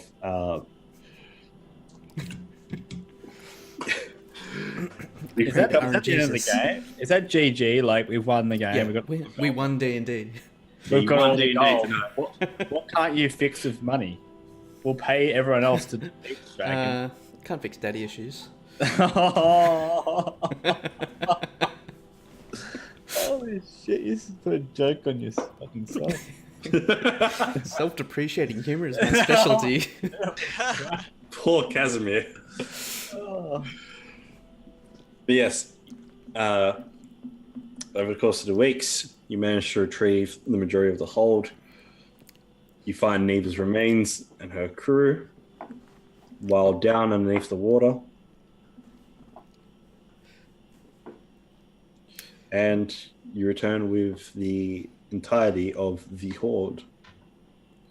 Which, well, if we find the remains, I'll bring them back for Sandstorm, because he was close to Neva. Aww. Aww. You can definitely do that. We actually have a graveyard in progress. We're slowly growing, which isn't a good thing, but... That is true. That is true. And split the horde 50-50 like I promised with Wakonga. And how much is that? Please tell. Yes, do tell. I think approximately it was like 300,000 gold. I think we're good, guys. 300,000 gold. It was more than I was expecting, but I'm not complaining. Well, that's what happens when you kill a fucking massive monster. Yeah. Like, That's what happens when you literally put a bomb in something's mouth. Oh my god, like... Don't fuck with a wizard. Oh my god. Oh my god, that's so much money. Oh my god. So the lesson is, if the wizard has enough time, you're fucked. I know. That's why I'm like glad you're on my side. Fuck. It went funny though if you just don't give him 4 months to plan an attack on Be like, Casimir will remember this. Casimir remembers everything, man. That 20 intelligence. I don't remember anything though. Yeah. You're good at notes, so that's the main thing. Within the last 3 months of the holiday, Casimir, while Casimir is away during this time, Casimir comes back with a whole bunch of money before the search. I'll pull Sandstorm aside and like pass on the remains basically of Neva. And say, I've avenged Neva. Although it's not much, I brought back what was left of her. Thank you, Casimir. She'll be remembered forever. In Riverco. I grab. What am I grabbing? Actually, what am I physically grabbing? Well, Currently, like what's left? That's probably it's like a bag of bones.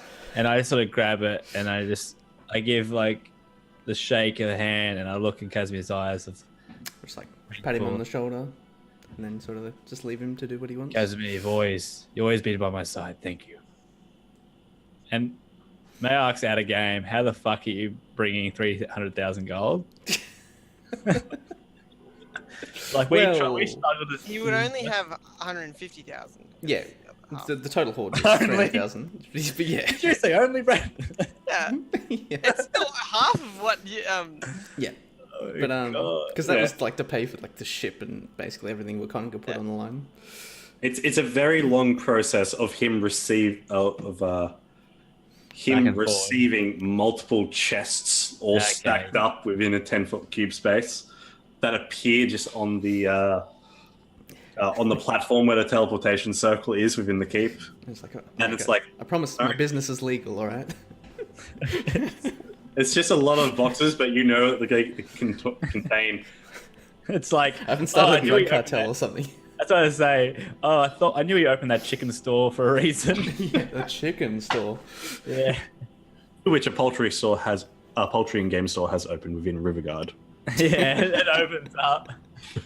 Just so happens. It's a front. Oh shit! We need to open more throughout the river. And stuff. Oh, so good. With that, during that time, Ikram, during that event, Ikram and Belvin, along with Osha, were teleported from Riverguard Keep to Candlekeep as they make their way towards Greenest and the Wood of Sharp Teeth. You ride between you, Belvin, Ikram, and Osha. The three of you travel for the next 10 day, making your way out to the point where you're going to break off from each other. I'm just going to find it. You follow one of the trails that lead off into the distance over the hills. Belvin, you know you're going to meet with your sister. Have you told anyone that? Have you? Yes. Yes, you have. Yes. They all disapproved. I've told everybody We that. begrudgingly allowed him to go.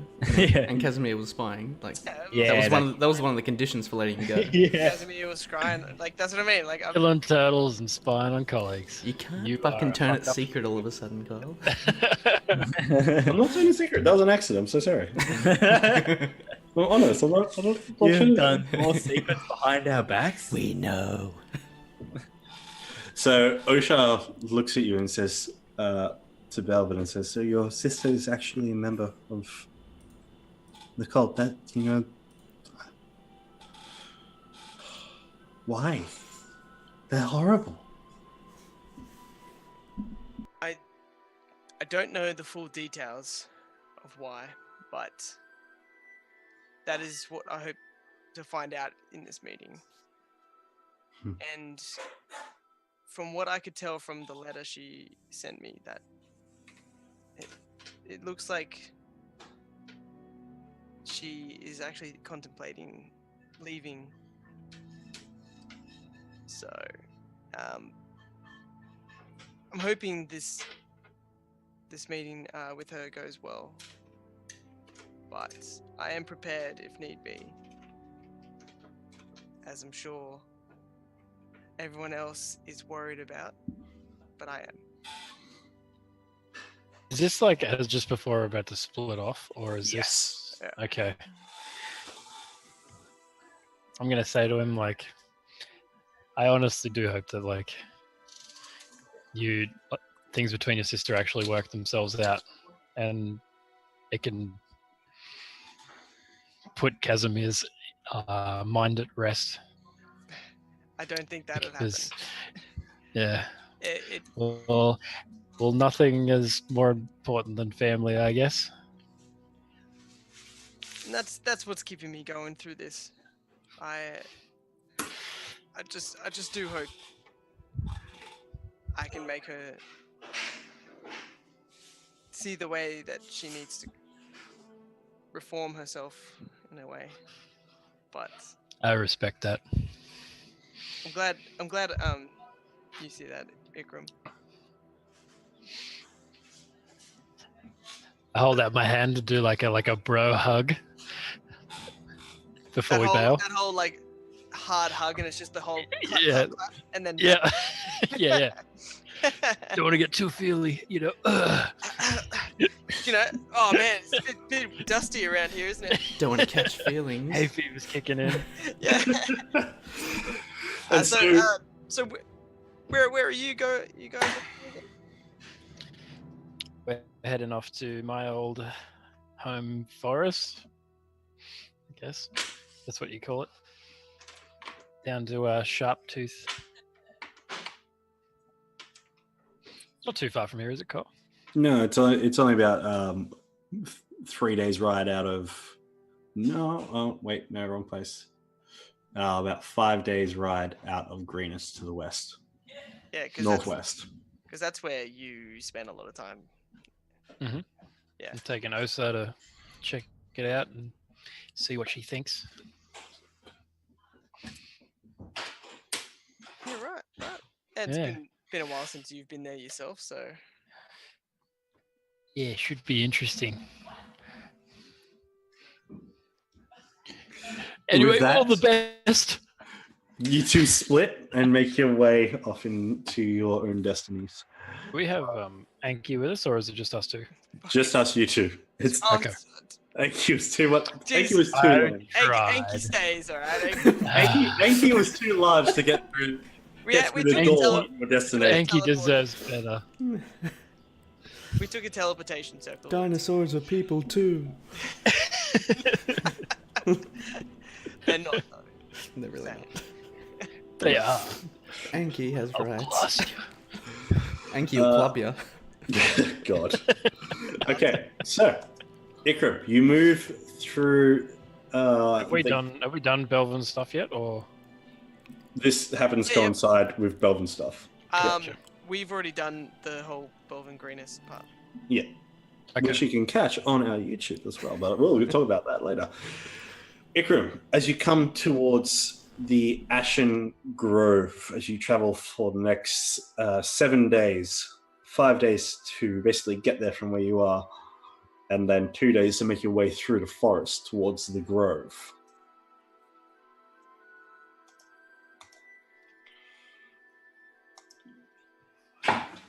As you travel up into it, you see that sticking out of the ground in a very fond memory is the good plate. Now buried by moss, vines, and surrounding it are the huge rib cage. Well, from what you can now expect, are rib cages. Rib cage rows circling in to previously you thought they were just stone. The dark towering obelisk on the triangular dais, as you come into the section, begins already lit up in runes. These 6 runes shine in a golden fiery light. As in they're permanently like that, or as in if I come close, they do that? They seem to be permanently like that. At this point in time as well, you notice that surrounding it, as you get closer, there is a sudden flash in light from it. And around that, a sphere of golden radiant light then appears. You spend the next couple of days sending messages off to the local druids of the area and the members of the circle. Oh yeah. As you try to take a look at the god plate as well, you see that it's basically encapsulated in this shining sphere of energy that's hot to the touch, especially for yourself, as if it's guarded. Is the god plate the actual the stone with the green writing on it, or is it something contained within it? It's the actual obsidian obelisk. Okay. Over the course of the gathering, you recognize a couple of the faces, especially the drow priestess known as Lunarin. On the eve of the meeting for which the initiation is to take place, she comes over and, "Welcome, Ikram. It's wonderful to see you. Eldaf greets you. I should have came. You too. It's been some years." Yeah, quite a few, quite a few. Yes, I mean, when we were both together with that dealing with that wildfire that spread from the obelisk from the cage. That was a harrowing time. And who is this wonderful lady? Did I know that she was a part of this fire, or is this kind of like a jolt to the memory? It's a bit of a jolt to the memory, but yes, you do remember that that makes more sense. She was one of the people that helped you during that great fire that happened many, many years ago. I really do appreciate what it was. The Sharp Tooth Forest, Sharp Teeth Forest. Would have sharp teeth. Yeah, I really appreciate everything you did to help protect all this.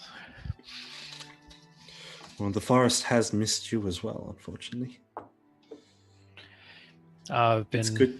It's good to see you back. I can see you've been busy. Who is your friend? You have yet to make introductions. Hello, I am Lunarin. I'll just gesture. This is Osa, and then I'll kind of like gesture her forward. She goes, "Hi, hello. I'm his ward. I'm his student. He's a wonderful teacher. He's told me a lot about druidic nature and magic, and she gets a little shy. She's like, oh, shit, Dad. Though she wants to become a part of the circle. You wish to put her through the initiation for the circle? Of course. Definitely. I remember when your mother did it for you. That was a moment. Yes, it was. I was very young. We know you were the youngest of us. You were the youngest of the circle to ever have completed it. To think at 7 years old, to garner the abilities like that is just boggles the mind.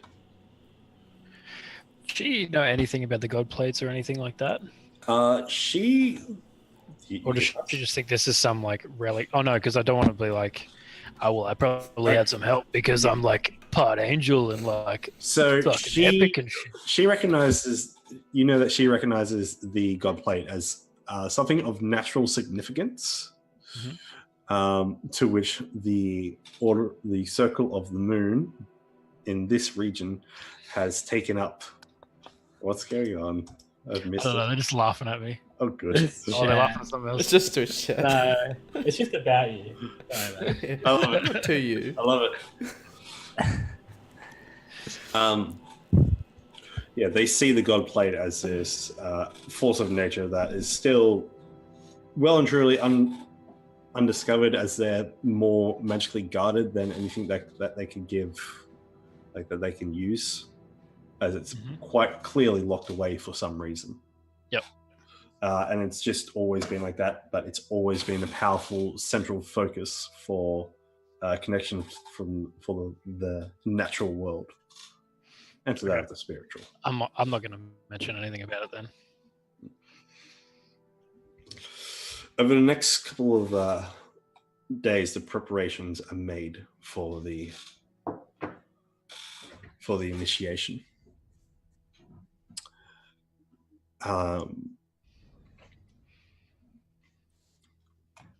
Lunarin comes to you and mentions, since she's your pupil, would you like to recite the passage of Eldath for the initiation for Osha? And you can be the one. And she hands you a staff that's basically like a miniature tree with a very that has a miniature tree constantly growing at the end of it. It's constantly in flux of life and death, dying at the end of the staff, growing at the tip where the tree is. Who was the person that did my initiation? Your mother, of course. Ah, you're right. Your mother inducted you into the... Yeah, but I guess I'd better be the one that does it then. I'll take the staff off of her. Staff of the Woodlands. We will prepare the rest of the ceremony for you. And then we can conduct it. Over the next day, Preparations are complete. You bring on the morn as everyone begins to gather around the god plate in druid in their own forms, human forms, even bears and other creatures gather around as apparently this has become a big deal in the forest. A new initiation, a new member of the Circle of the Moon. I'm going to say to Lenoran that I might need some assistance as I was only 7 the last time I saw this happen, so I might be a little rusty. Just stumbled your way through. You're like, what am I doing? Just touch the orb. As everyone's running away. By the tiger, you see that there is a familiar face, a man, probably mid-40s, and he gives you a wave as well as he's finishing lighting a couple of incense candles that he sticks deep into the ground. I'm assuming he's one of the guys from the forest as well. He The is. fire. He is indeed, and he says he does approach you and says, "Ikram, it's been some time." I remember your face. Yes. He turns to Osha and goes, "Hello, Delan Winterhound. It's wonderful to meet you." And you are? And Osha looks and goes, I'm Osha. I'm ready. Trust me, I'm ready. Yeah, Ikram is a wonderful teacher. Ikram is very gifted amongst all of us. His ventures with his friends and his son have even reached the ears of the Emerald Enclave. We're looking forward to hearing big things from him, aren't we, Ikram? We're sad. No pressure. Yeah, we're sad you haven't even joined us yet. We haven't had contact since that fire. I've been a little preoccupied raising my child, and one thing left to another, and it all snowballed into a giant. I guess. You know what I mean. I guess life does get in the way. Anyway, I shouldn't hold the ceremony up any longer. And he goes and returns to his position. Guiding you through it, Lunarin reaches over comes over towards you and puts a hand on your shoulder and says, "Now is the time to recite the passage. And then channel the power of life and death from the staff. And to which Aldaf will test Osha."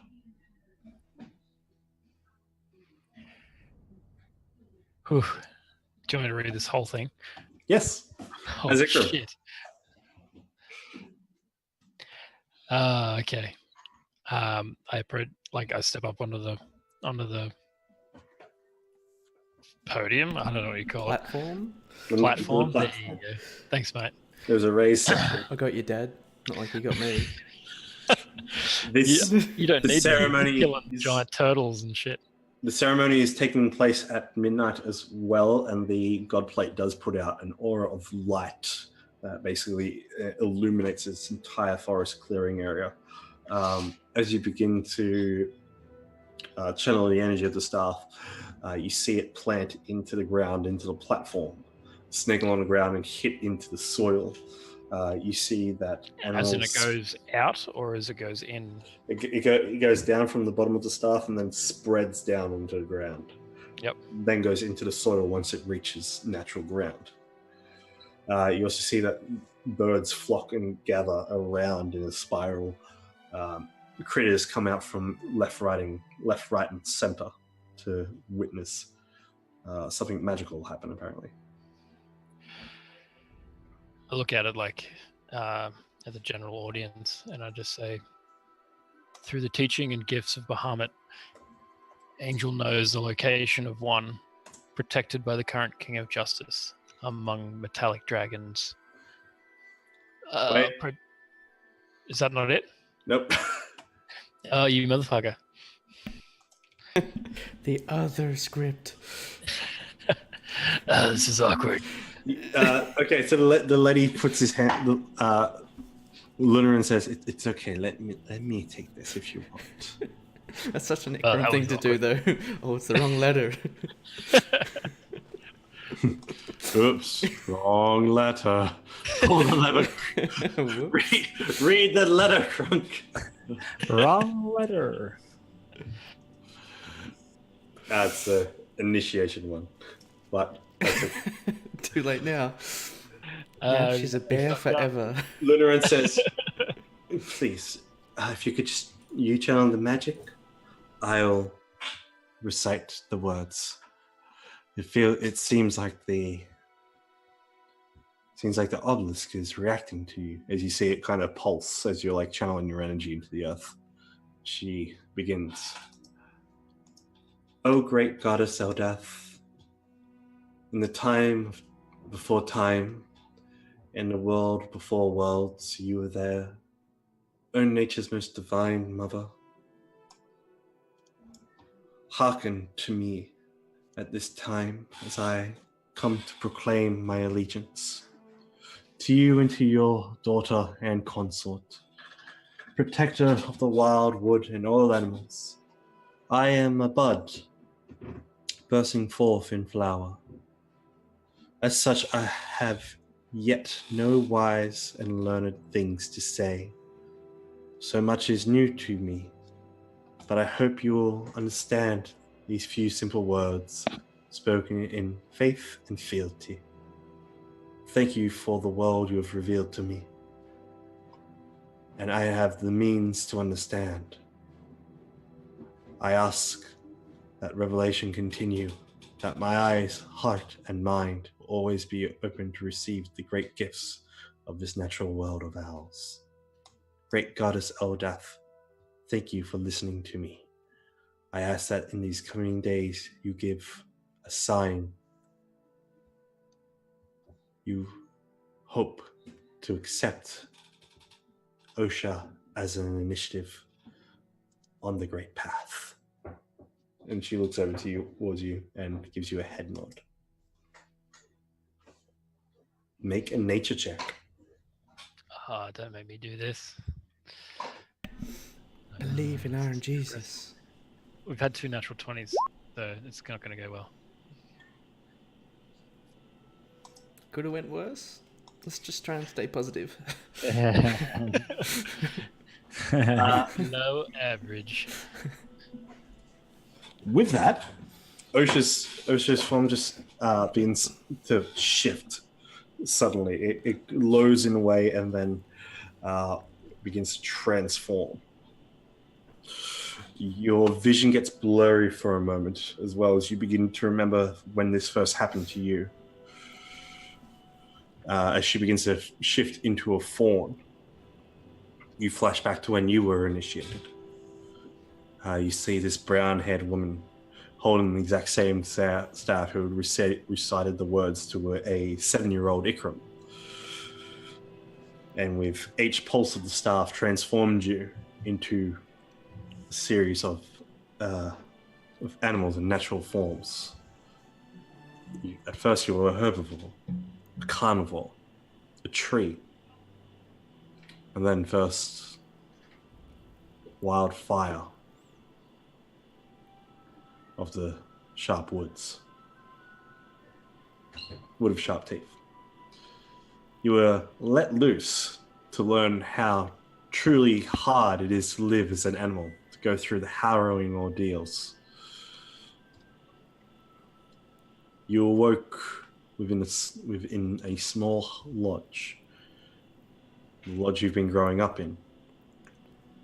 You come to the conclusion that you didn't just imagine the whole thing, that it wasn't just hallucinations or illusions.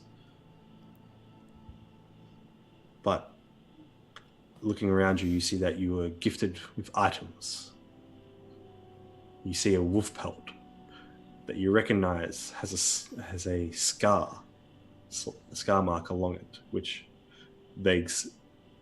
is quite similar to the scar upon your left arm. There is hanging up on a hook is the antler headdress that you currently now aware still to this day. You recognize it as the broken off points that were taken from your body from when you experienced your time as a stag, hunted.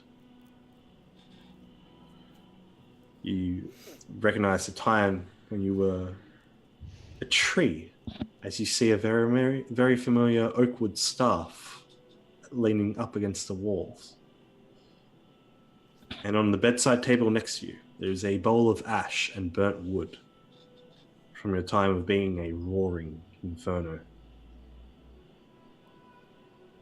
As these memories pass, over the next 4 days, you watch Osha's form change. Her wild shapes shift and connect to her. Her day as a fawn ended with an ambush by a scarred wolf, leading her to shift into a badger, who found a mate later that day to help protect a den from a snake, until she was changed upon into a goodberry tree, absorbing the sunlight, as you observed, growing as rain falls onto her and her stems, leaves and roots soaking up the minerals of the soil, until finally the form broke apart and she condensed and shifted into the sky, on which, on this last day, she became a thunderstorm, to which you stood underneath with a bowl, collecting water within the rain until dawn broke. The clouds drifted apart. The next morning, you placed the bowl to the side of Osha's form as she lays upon the forest floor. As she laid upon the forest floor, and you returned her to the small lodge near the Ashen Grove in which she grew up in. When she finally awakes, like you, she's confused, she's tired. She's surrounded by flowers and smoldering incense barks. There is a deer's fur shawl wrapped around her, which is keeping her warm. On the bedside, a badger tooth necklace lays next to a pouch of goodberries, as well as a flask of rainwater from the time she spent being a storm. Confused and tired from her time, these forms, these feelings, the most basic instincts of being a natural form, ever changing, ever growing, ever dying, ever living, slowly returned to her, like it returned to you. She was somehow reincarnated, vision quested into these lives as real animals.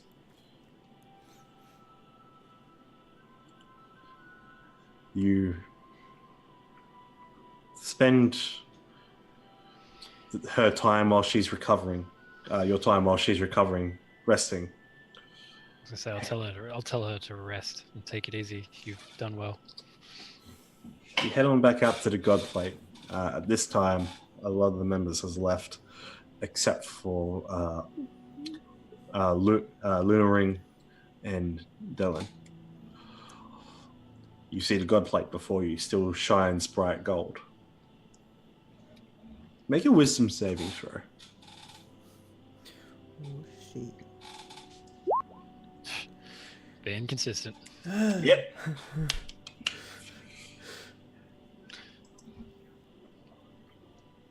Is that your final answer? As I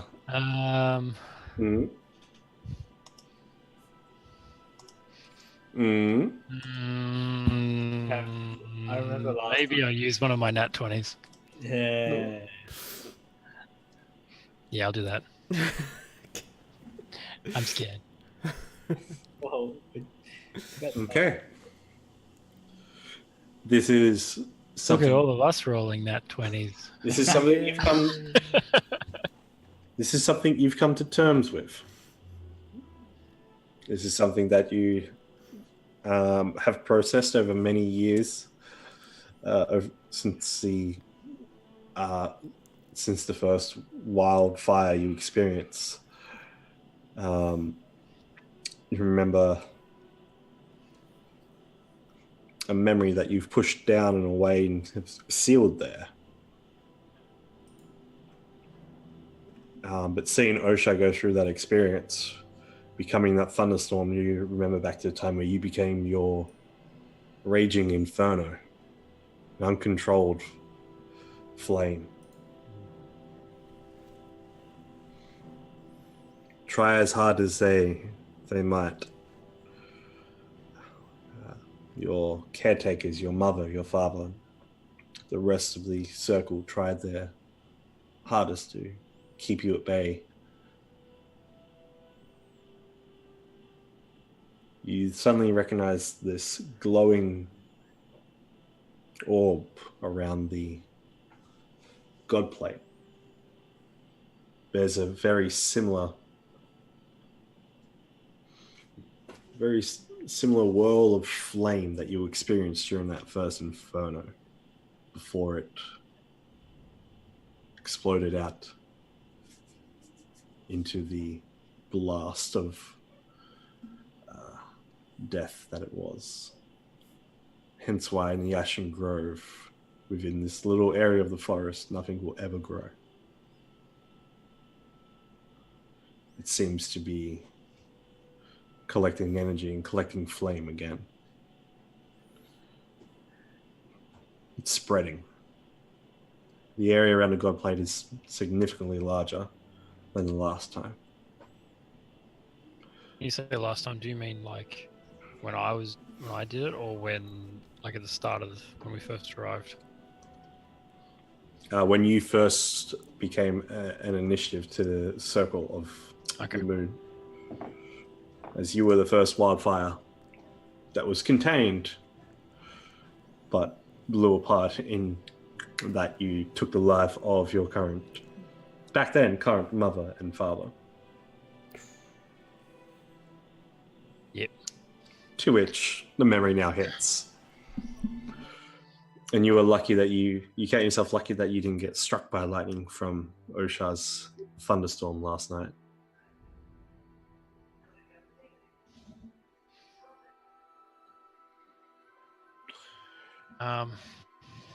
Is there any way I can touch the god plate or anything? Yeah, you can reach out to it. Yeah, I'm gonna do that. Okay. Make a charisma saving throw. Oh. I'm gonna use an advantage dice. Oh. Yep, let's see what happens. On the positive side, you double your roll. So 3d6. In which You die instantly. you glow in a heavy radiant flame as all of the golden flames that you had collected over your time sucked from you into the sphere, to which the sphere then doubles in its size, forcing yourself backing out along with Lauren as she witnessed this. When you say it sucked, like do you mean like my breath of golden fire? Your breath of golden fire, your golden hands, no, and your golden flames, which, yeah. No, that's rude, mate. Fuck. So what's it doing now? If it's doubling in size, is it staying at that size, or is it? Yeah, it basically just stays at that size. It encapsulates nearly out to the rib cage. With probably, if you were any bit more powerful, that would be, you think that would triple in size and actually reach those ribs. Yeah, right. And I'm guessing there's no way I can do anything to it now or touch it or... Maybe. I mean, at this point, I'm going to say make a Constitution saving throw. Doing nothing but rolling low. Oh my god. You Well, pass out. I'm who's- sorry, Robert. We know who you, stole the Honesty. lot tonight. Fuck you. Now you know how I felt last time with Do you have Sandstorm. advantage or something? Do you have an advantage die? You pass out. I do. I have an advantage dice. At this point, it's okay because you pass out. Yeah. You wake up. You awake on the back of what seems to be a size of. You wake up on the back of a panther as you're traveling through the green fields towards the greenest. On the road, as you're coming to, you see the form of Belvin Serpenthel. As you come to, you shake the wooziness off. You have probably been asleep for like a few days now. You see Belvin, you see Ikram on the back of this panther. Basically, Am I out? you're just I'm just gone. coming back out. Yeah. You're just coming back in, basically. Back to. Yeah, coming back.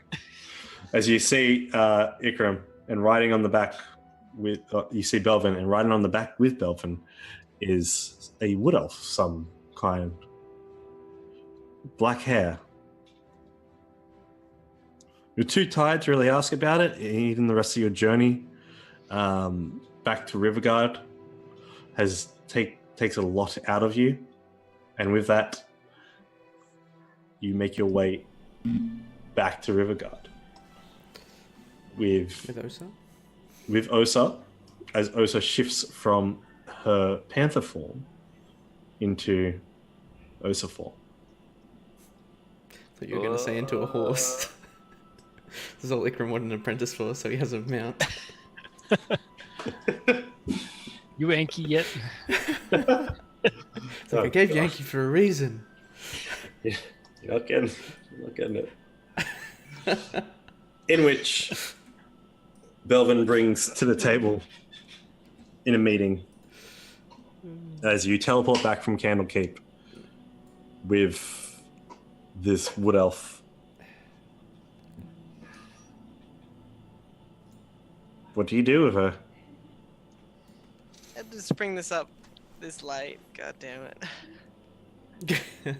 We only need 5 minutes. Am I, Are we- am I, are we sorry, all am I still present? unconscious? Do At with this that. point, you are all present. You are conscious. It's been a good 10 days. Yeah, but there's a difference between being conscious and knowing what's going on. After getting back to Candlekeep, you're like, oh, by the way, who's this? So, because Kaz... I'm assuming Sandstorm was at the keep, right?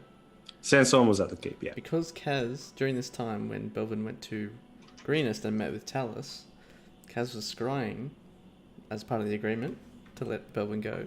So he Yeah, would have told Sandstorm that this is Mondath reincarnated. Yeah, but the one thing I was curious about, did you scry the whole thing?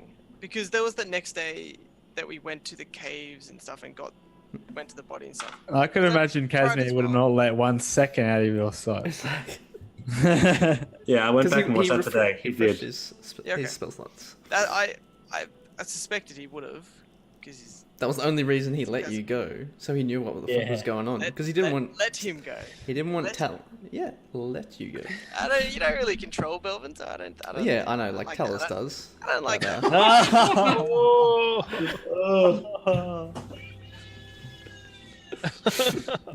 That's Oh, why well, he wanted to know what was going on, so Talus didn't control him again.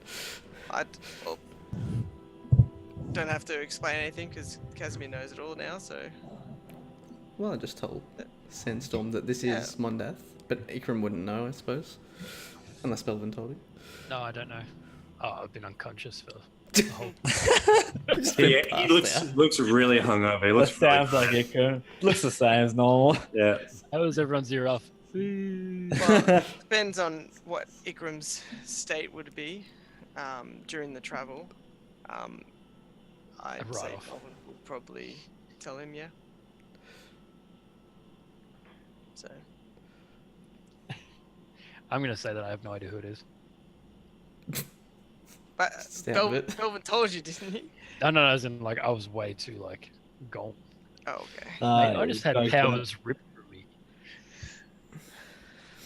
Drink that, mate. Yeah. I get some like my I get my chef and I say, mate, Fever, give him a meal. This guy needs something. Ramsey looks at you and just goes, Yeah. Good man. So I'm assuming, like, because I came to or whatever, would you have pre-told me, Brad, Belvin, or Whenever Ikram was, like functioning? yeah, coherent. Yeah, cool. Belvin would have introduced and told Ikram. We have all I these think guards. Casimir, we should see what he has to say. Well, And at this time, we have so many guards with arrows, like I already know. bows pulled, ready to fire at any moment right now.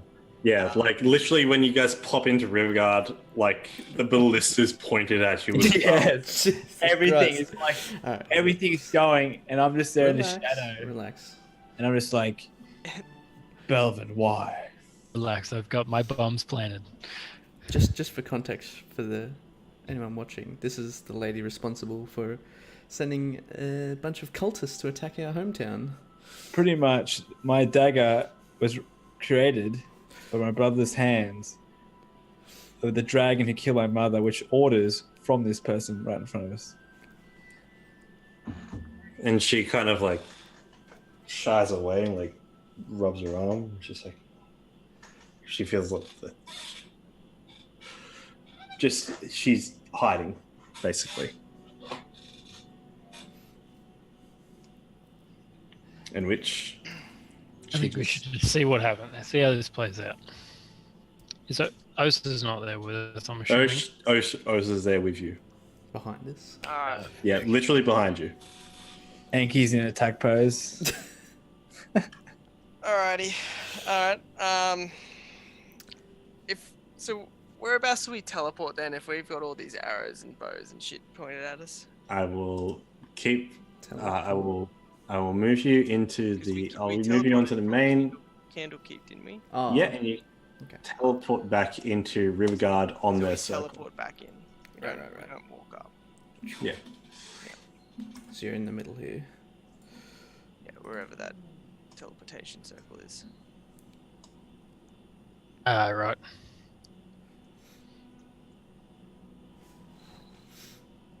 And everyone's basically just got weapons trained on you.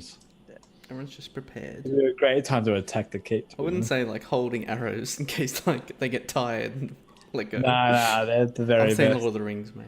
The very best bow and arrow. They can let go if they get tired. So, Guys. so They don't have to like fire. bow and arrows knocked, ready to fire. Is I'm that- gonna say that I step in front of this Osa just to guy's- kind of protect her in case anything happens.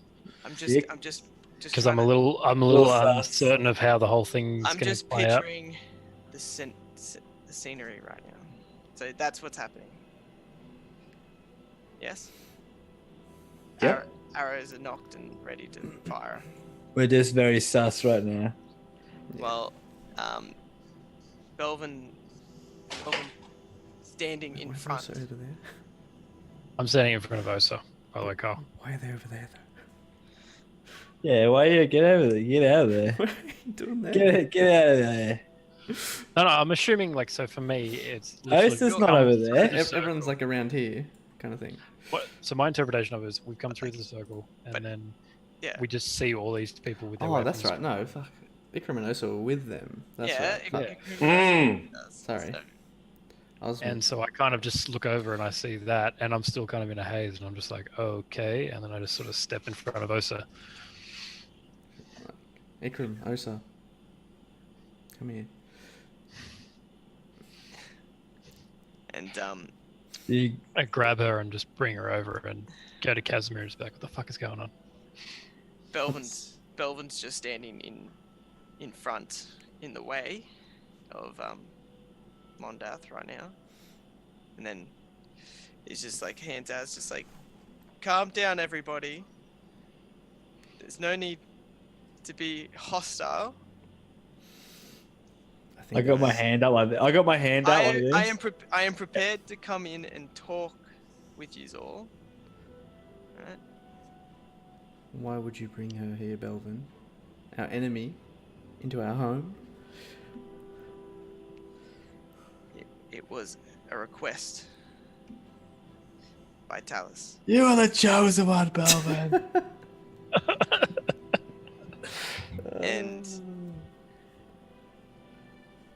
And there's the token. And the meeting with Talus made me believe that she isn't who you thought she was when you met her, when she was part of the cult. She's Really? a bit more reformed. Casimir would know. Reformed? I saw it there. I was there. She wanted Mondath, who was gathered. I know it was the wrong path, but a big part of her getting through that hard times. I'm gonna go up to Belvin. I can understand you guys being skeptical of this decision, but I would like Mondath under my care and my responsibility. I am happy for you guys if you want to lock her in an area, but as long as you don't harm her and allow me personally to look after her dealings.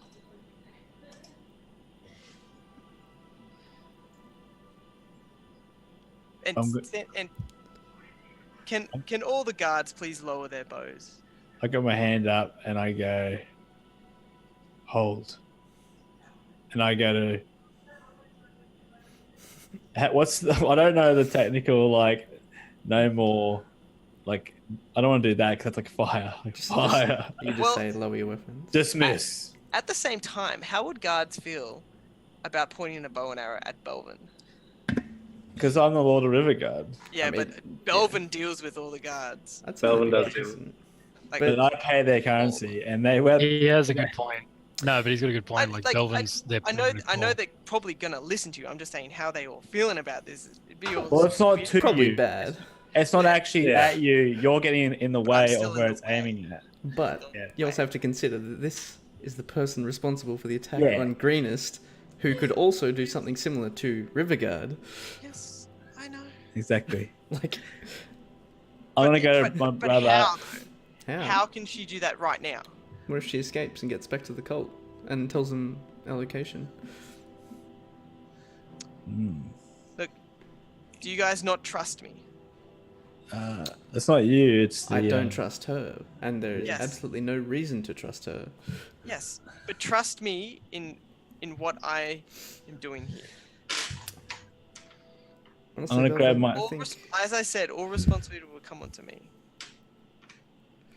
I'm gonna grab my dagger of vengeance, and I touch it, and like arcs of lightning comes out, and I go, brother, this dagger you forged has plenty of vengeance left in it. Don't let me take another life. And I storm off. Taken this life once. Why is it that the second one can't be a different? Talus does, Fredian, not the entire cult.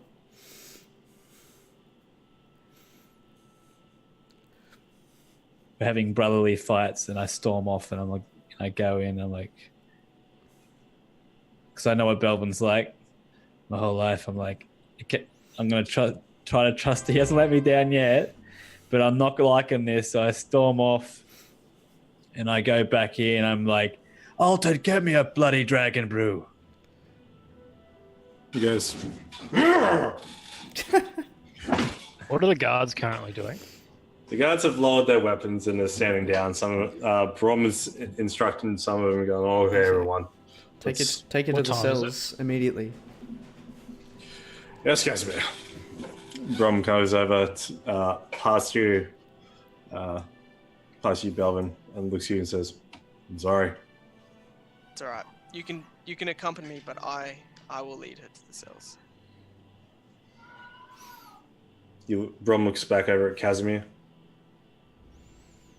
Please stand aside, I'll Belvin. give him a nod if Belvin wants to go, but I'll be there watching. Okay. hands you the manacles. To Belvin. To Belvin. Yeah. Mondath looks up at you and says, I'm horribly sorry.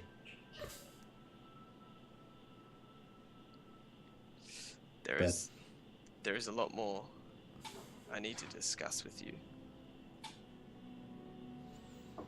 But I know. for now, hopefully your safety is assured. As you Don't- take... and then, but at the same time, he's just like,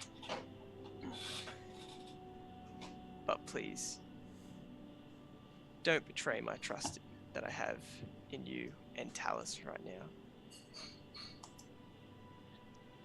Resmir kept us away. Kept us separate.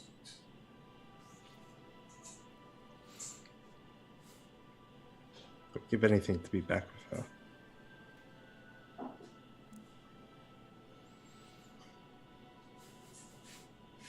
Like the Fine. location of this keep? I'm sure you would. Get her out of here. As Brum kind of like pushes her and gets it going, Belvin, you take her down to the landing downstairs. I actually don't even know where we have our cells. Do we Your cells are actually down on the prison landing down below. I didn't even know we had a prison letting. It was part of the keep construction. They are a brand new addition, basically, on the 8 days you've been gone. Well, I just don't remember actually. It was probably there, but I just don't remember us actually going in it before because we've never needed to, have we? This is the first prisoner. Yeah, I was gonna say. As you take Mondath down to the cell below, it's the last little moment you remember in which you bound her arms up against the wall to the chains. Oh, okay. It's like her arms are up like that. Yeah. Yeah. I mean, that sort of confinement. I thought she was just in a cage, like a cell. Well, yeah, inside the landing there is a cell. Yes, there is two separated by a middle section, along with each one have their own set of wall-placked manacles.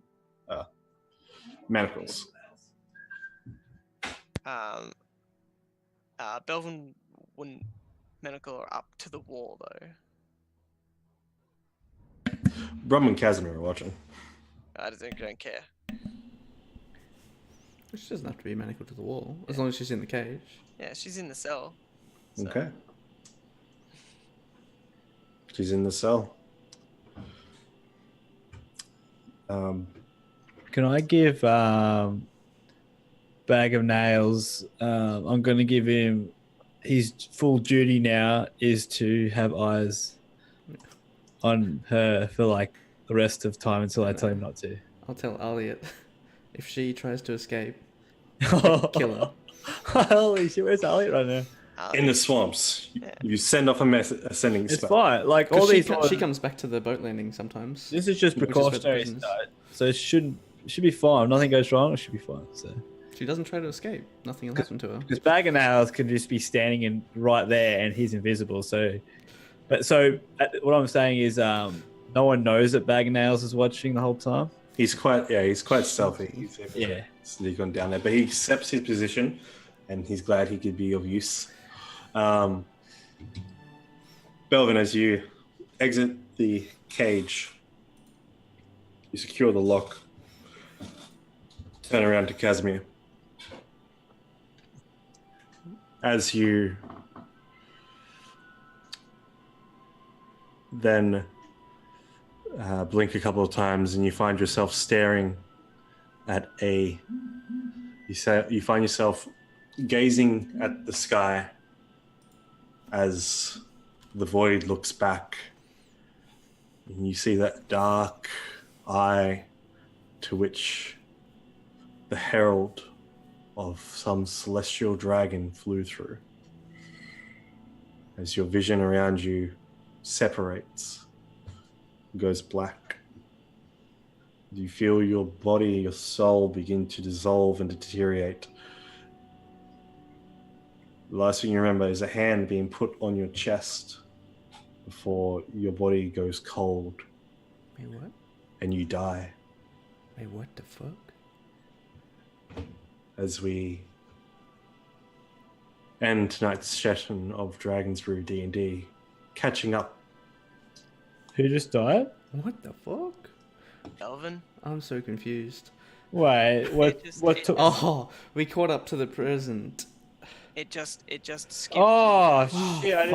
I didn't know it skipped. I'm like, did he die later? Like, Yep, as the flashback, as his eyes go dark, just before Ikram's healing hands were able to stop the body from dissolving, the sudden spur of his own divine energy that he had sparked back in himself, as your body did not dissolve from the void.